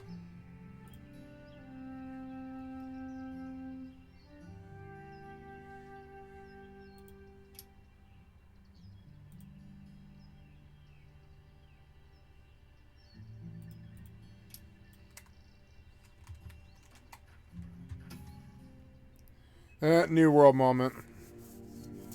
Welcome to the Quinfall. Trying to compete with the New World. I mean... Oh, you can choose a bonus from each section. These bonuses are permanent. Woodcutting, mining, or harvesting. Harvesting is always the... Oh, no, I don't know. I don't know. I honestly don't know. Probably mining. Mining's the hardest one. We always go with mining because mining's the hardest one. Fishing is my favorite out of all of those. But I don't know. Maybe hunting is maybe better. I don't know. We'll go with fishing experience. Max stam, critical chance, extra damage to boss, extra damage to mob. 5% to PvP point, 5% to PvE point. Let's do 10% extra, 2% critical chance. We're just going to do 2% crit. 5% PvP point. Confirm. Wasn't there a bunch of cool classes in this or something?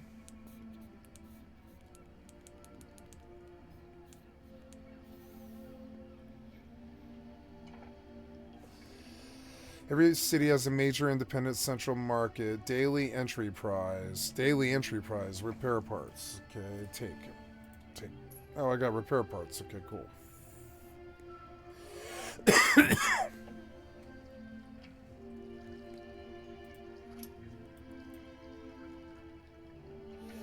Starter support package. Inventory slot expansion.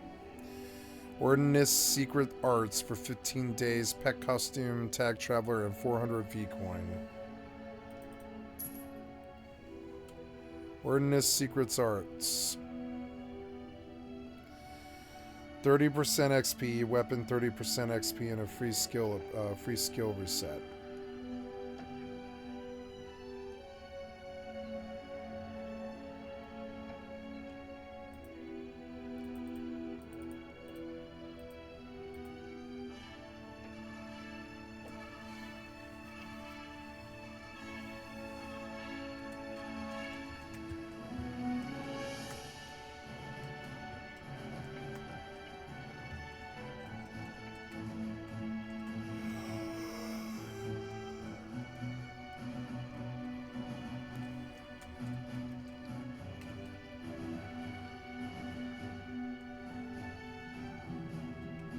Well, it passes some tests there. That's cool.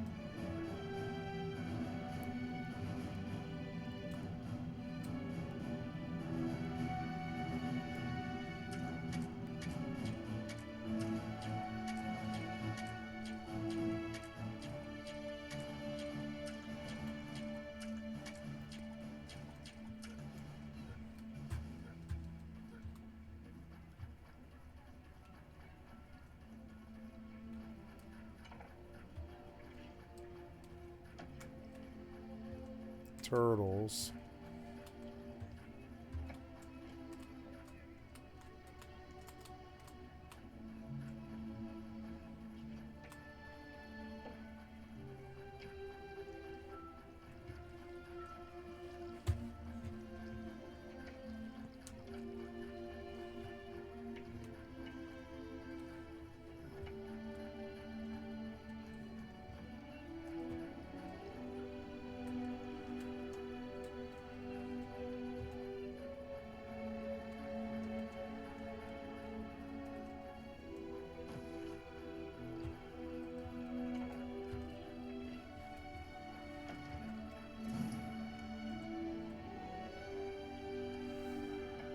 Wow.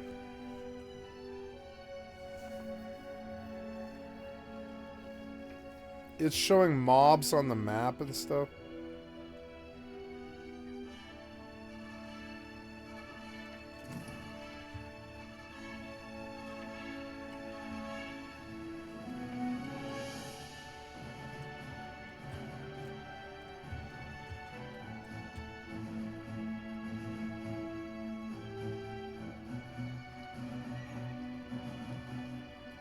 This is definitely worth $20.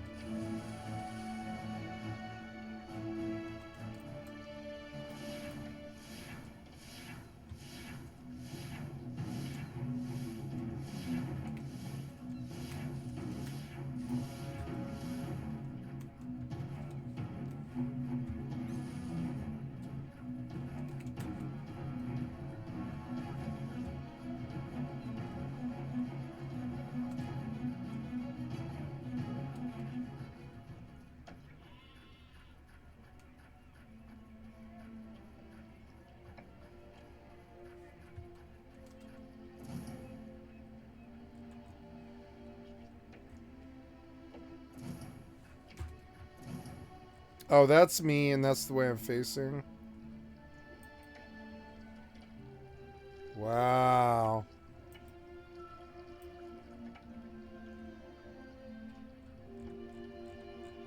Those are borders. Wow.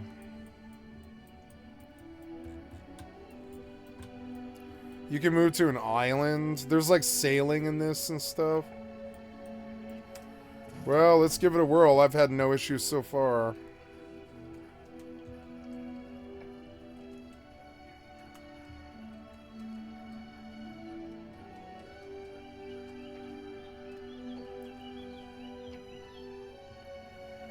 New adventure, talk to Captain Thorn.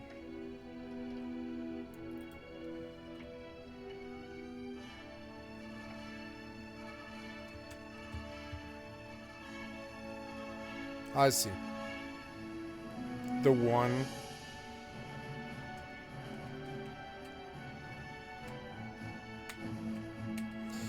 There's even a temperature. It's 20 degrees Celsius. Can I change it?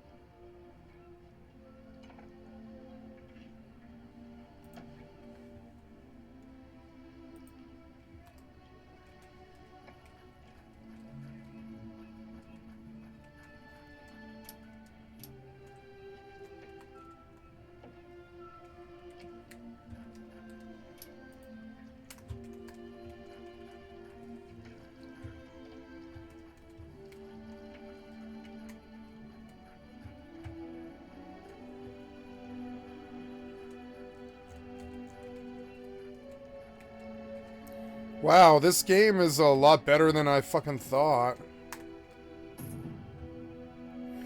Oh, I thought there was AI voice. Wasn't there supposed to be AI voice in this?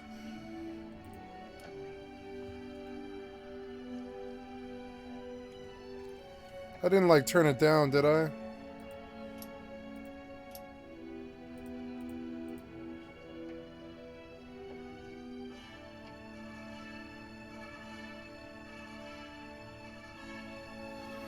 HUD volume.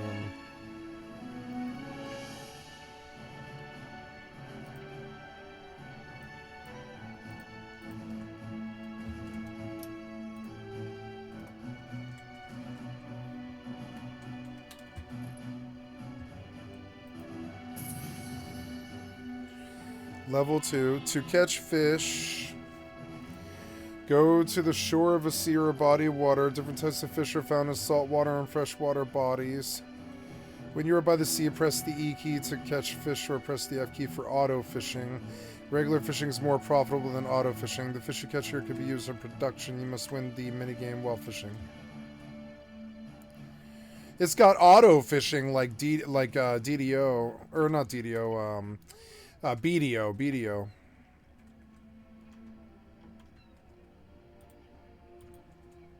Okay, so auto fishing looks like this.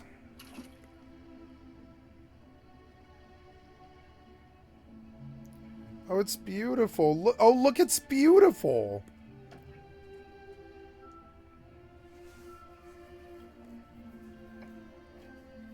And I can just, whenever I'm AFK, I can walk to a body of water and start fishing.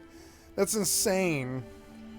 I've always wanted that from BDO. Catch your first fish, huh? Yeah, we're auto fishing. It's a 65-second fish.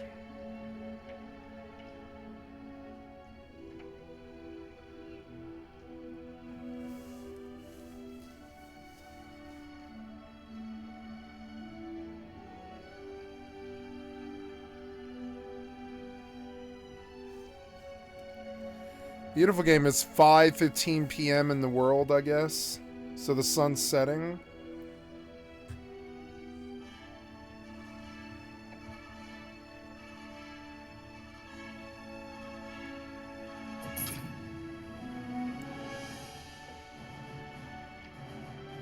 Ooh.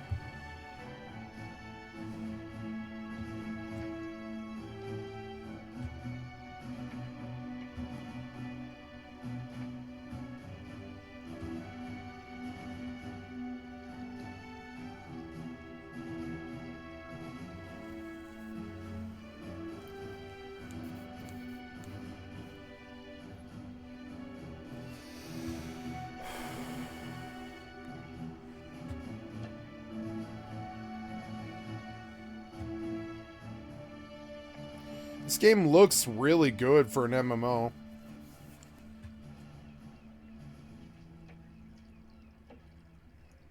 Now, what did I catch? I don't see a record of it. Worms. Low quality can be used in crafting, fishing. You can make it ready for fishing. Okay, seaweed. I guess I got seaweed. Fishing to 2. But what did I catch? I don't know what I got. Seaweed, I guess. Seaweed.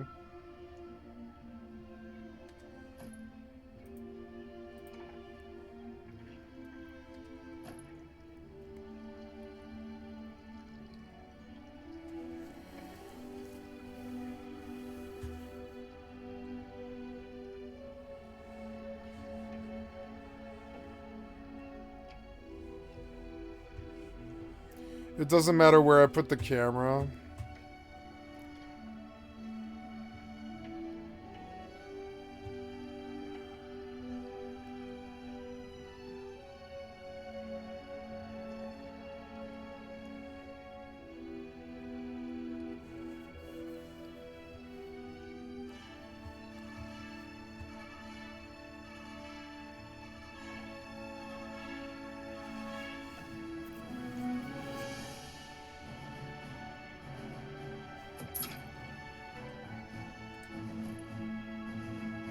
Seaweed, but where is this reflected?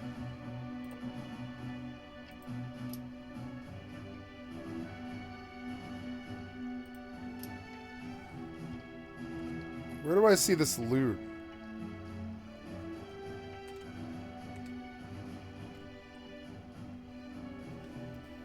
Oh, that's so cool. You can just auto fish for free money all day. Like Eve. Kind of like Eve mining. And there is PvP in this.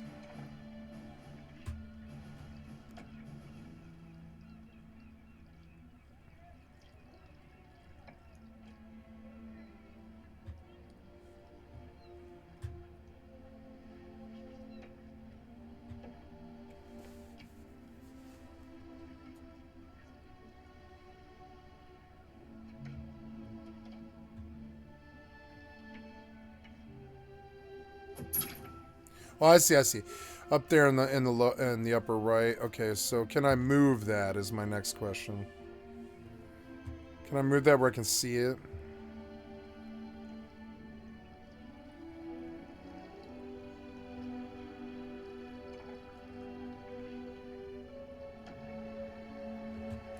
I love her hair, actually.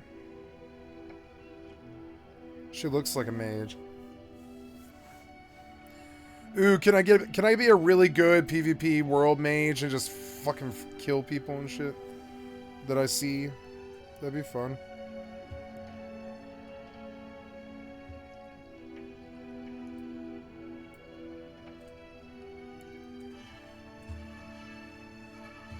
Wow.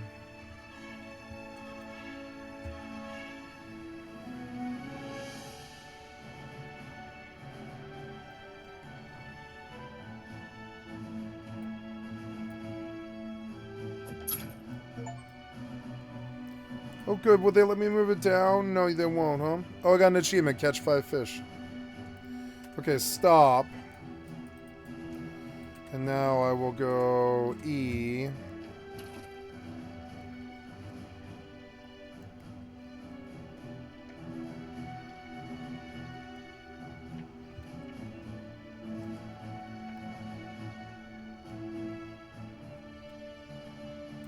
Oh, space, I see. Space. Did I get it? What was it? Poor luck essence. Can't be obtained from gathering. Can't be used in crafting. It's a poor luck essence. I like this game. I like this game. I mean, I guess it's always equipped. Yeah, it's just like always equipped, huh? Okay. I don't know, maybe I want to be a mindless melee. I don't know what I want to do. I know, I think the mage is pretty mindless, maybe, and then you just run abilities and spells and stuff.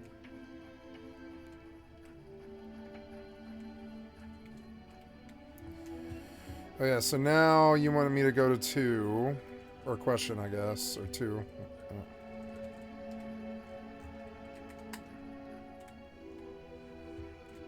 Why not have AI just do the talking? It's dumb.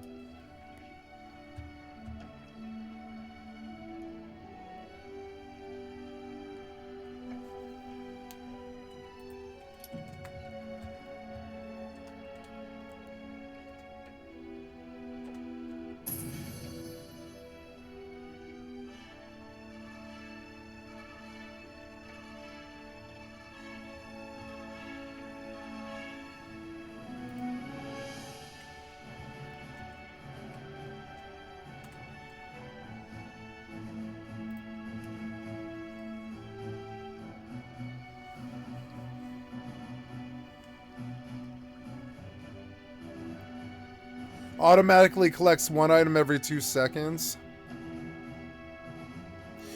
Oh, pets like collect items for you?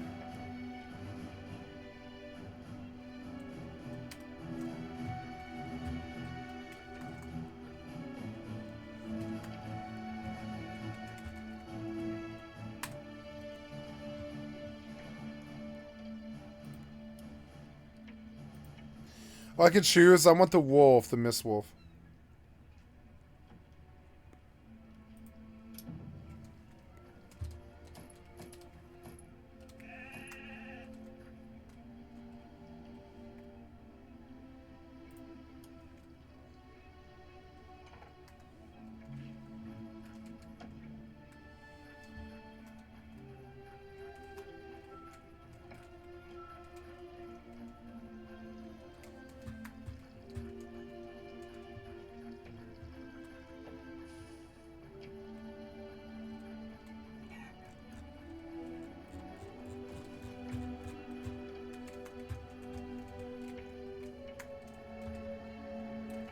Oh, I like this game a lot. What the fuck? I did not expect to like this system that much. Enhancers and gatherers. Pets can have different appearances. They can level up and grow through evolution. Press the I key to open your inventory. Right click on the pet in your inventory to activate, then press the H key to summon your pet.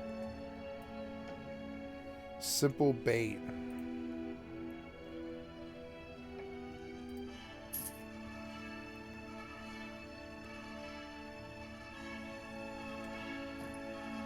Oh, I have 50,000 gold. Okay.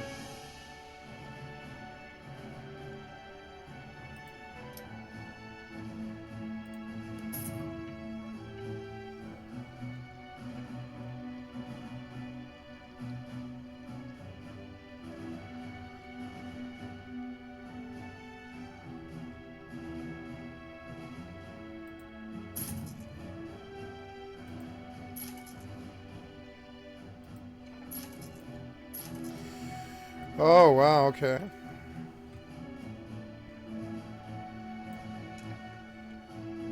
Well, no, I want potions. Mana potion. Yeah, there we go.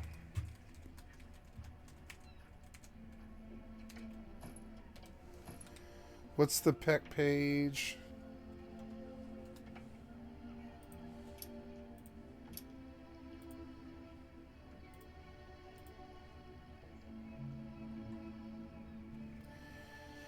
H for pets. Okay, I think I can do that, yeah.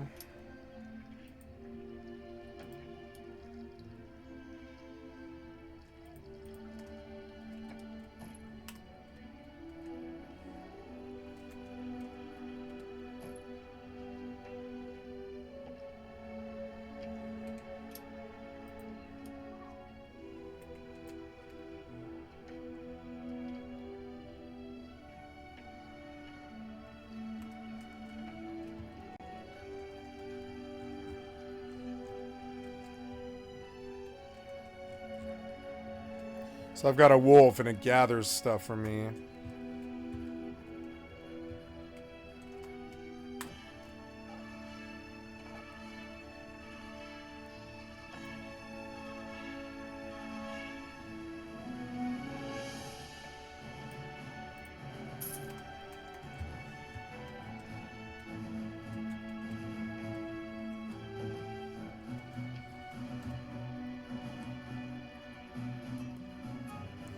Oh, it's 6 p.m. The sunset. Did I miss it? I think I did. I think the sunset like right around like 5:50 or something like that. And I missed the sunset while I was worrying about that.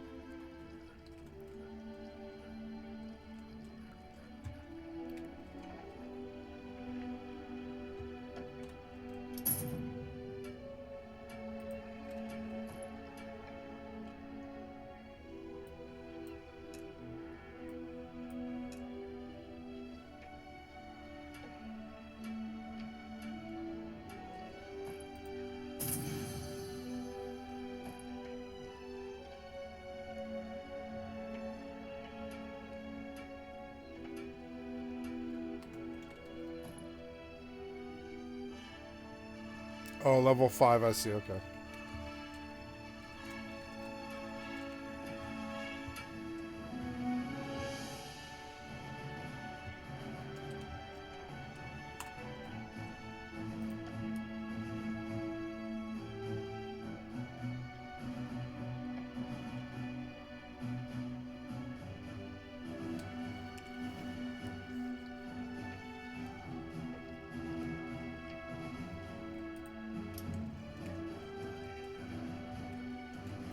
In this world, you can capture cows, goats, sheep, horses, and even chickens.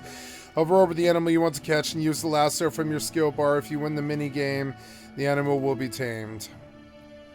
Where's the lasso from my skill bar? Lasso from my skill bar. I don't see a lasso from my skill bar.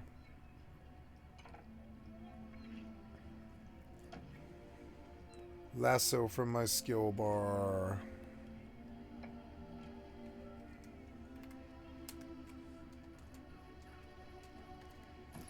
Oh, I didn't purchase lassos. Oops. Oh, buy a lasso. I see. Okay.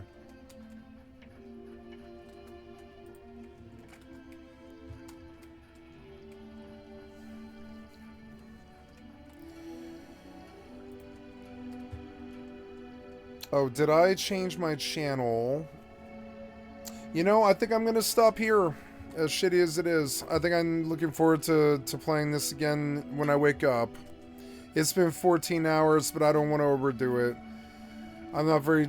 I'm not retaining information that well because I'm tired, and I'd like to remember all of this.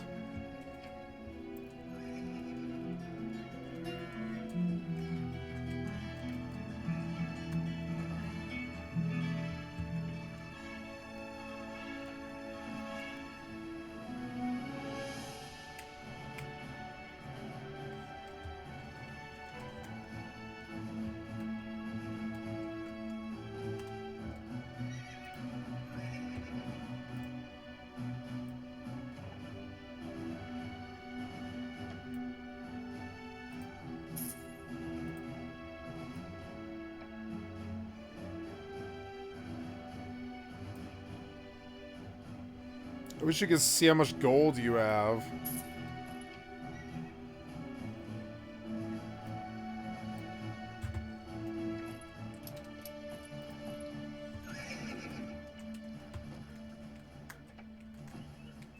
Nice, I'm already level 4. How many levels in this game?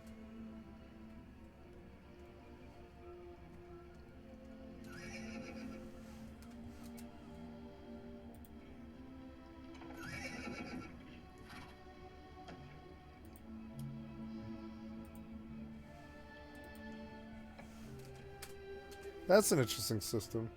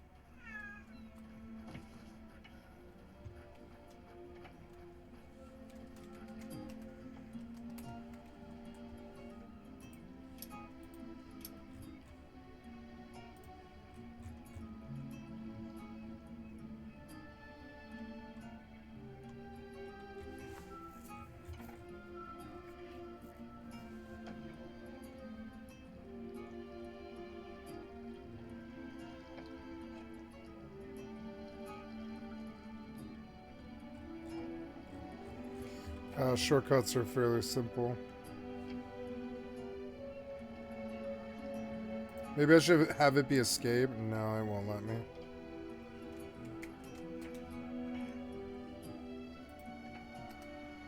You can't. That's okay.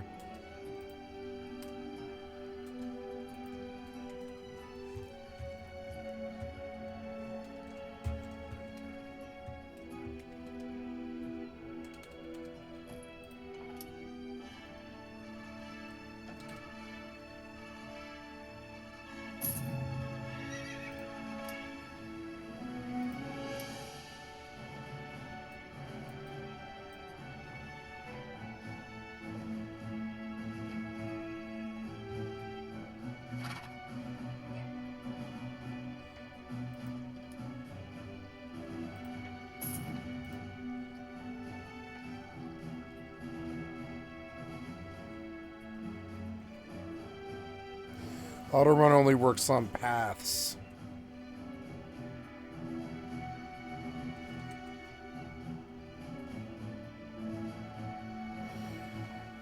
Press the map key and mark.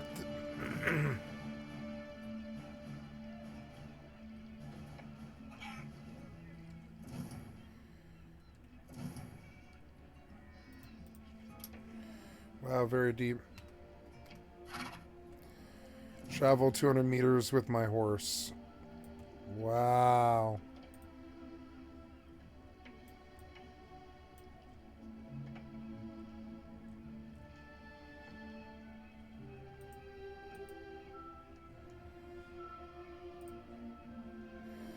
"17 seconds. Well, that's cool.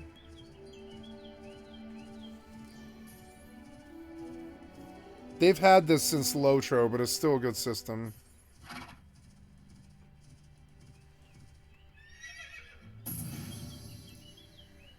Level 5.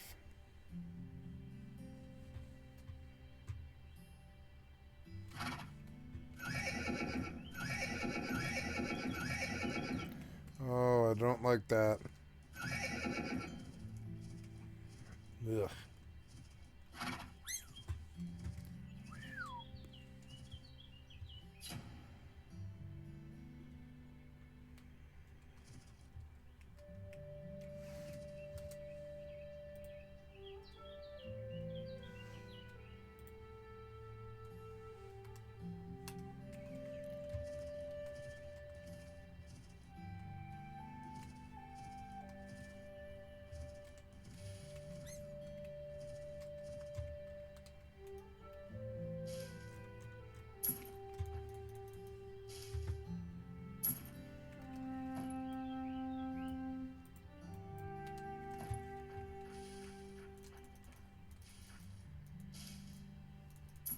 Cotton. Sunflower. Collect 5 plants.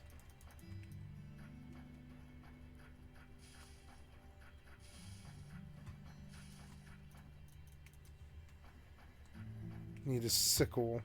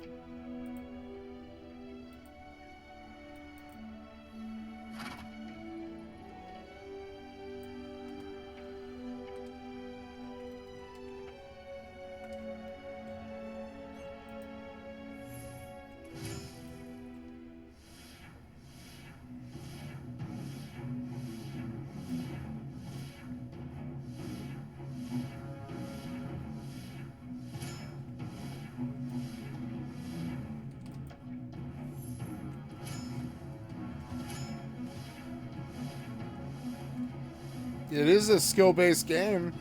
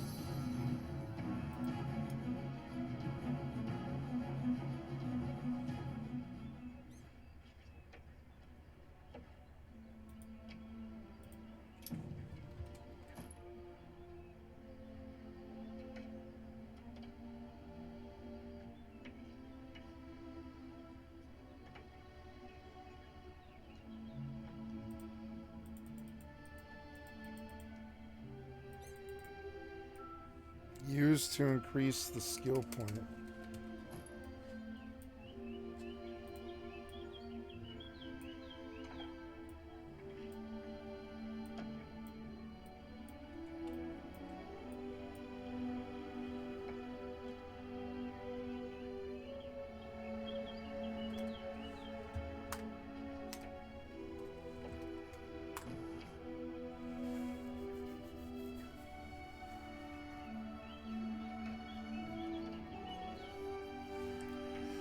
I don't know, how long have I played this? 76 minutes.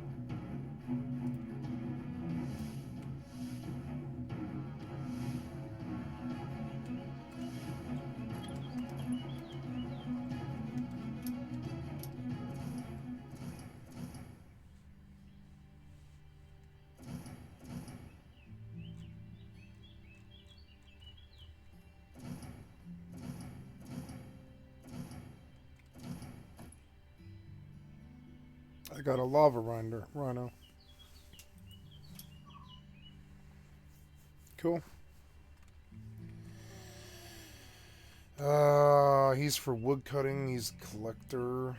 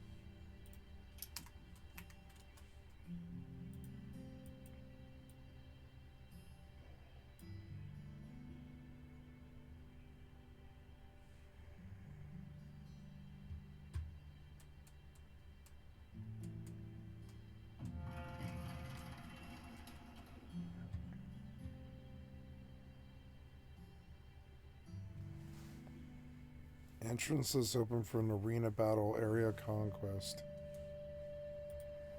I mean, does it matter? I mean, I guess I joined. I don't know.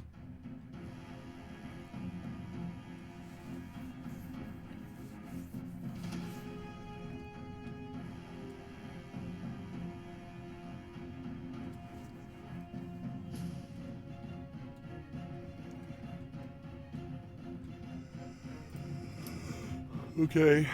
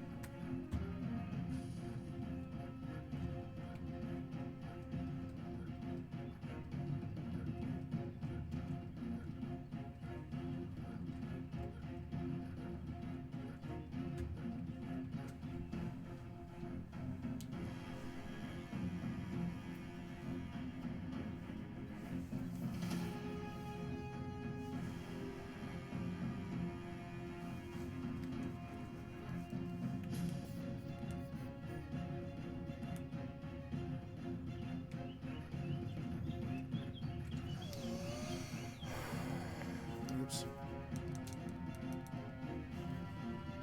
I can't tell if anything's going on.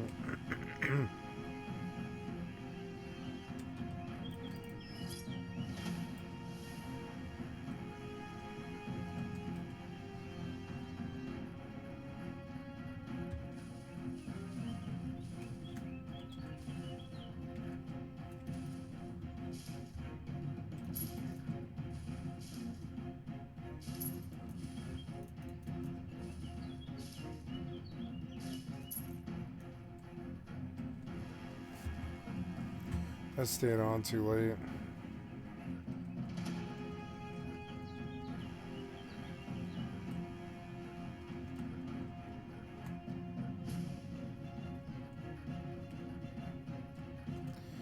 Was this prep time or was this the entire match? We'll see.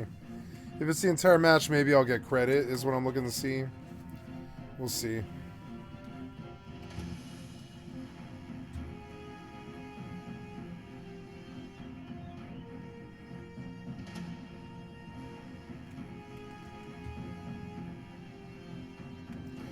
It was prep. It was 2 minutes of prep.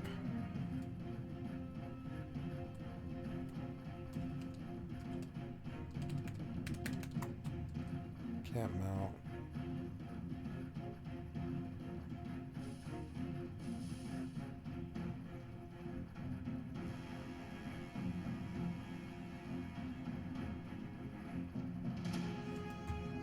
Oh, that's the circle. Oops.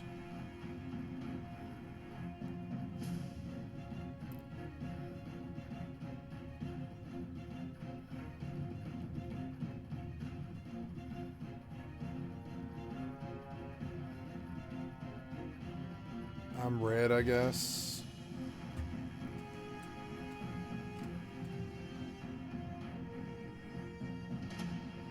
This is a 10-minute thing.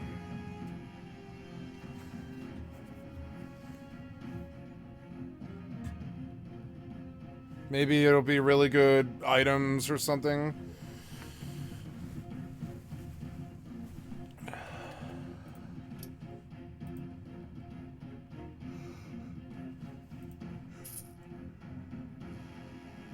Sipple sickle.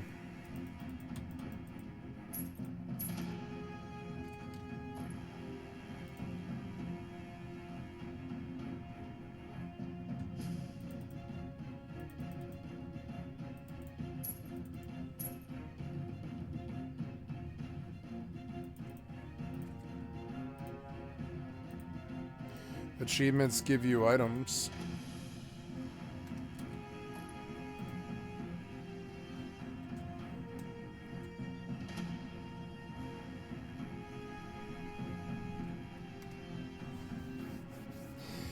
Is it 200 points? Maybe if it's just 200 points, then I win. I don't know.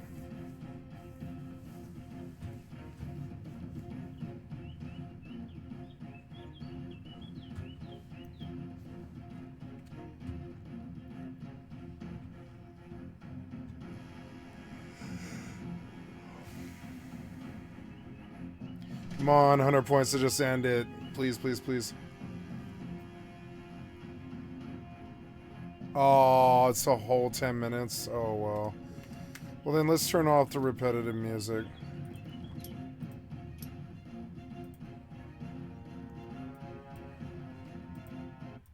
Yeah, I'll just sit here. It's fine. Well, I didn't know this was going to happen. Fucking annoying. Let's save the game. You know, I haven't done a manual save in a long time. Time for a new slot. Like, do a few slots every, like, once a week or something.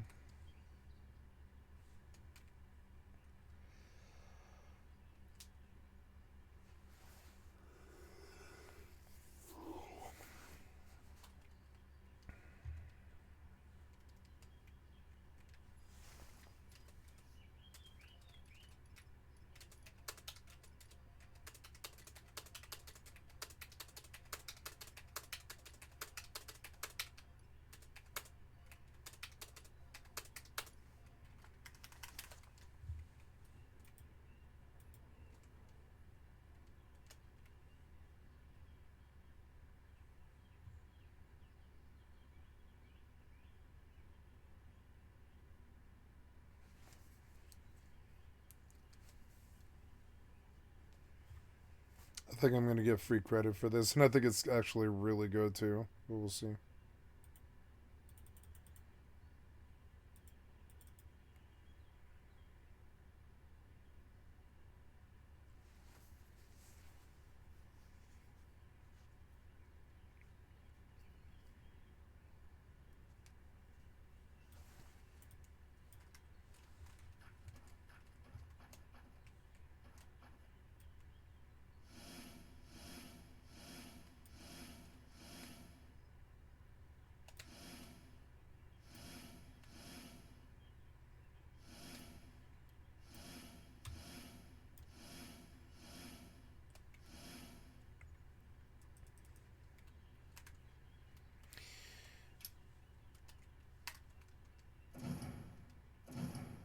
Can you move while doing that?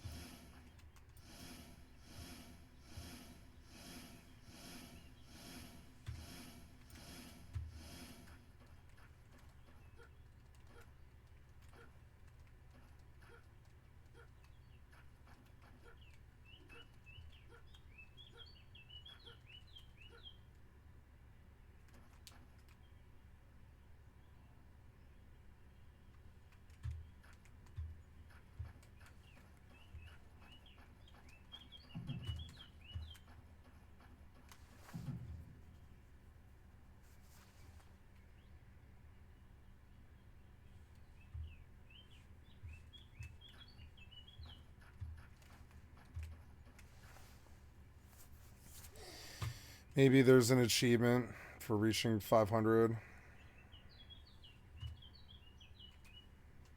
And this is the only time you can get this is right at the beginning of the game in the AC or whatever.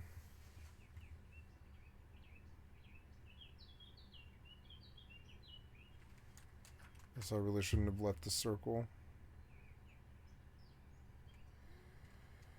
Well, this drew this out. I think I'm going to close out my video here, guys, so I can begin to publish the video. That'll give me something to do in the last 3 minutes here before I close. So you have been watching Skycatlive, and I'm a full-time variety gamer all day, every day. Put me on the background. Click on the cat's face to donate.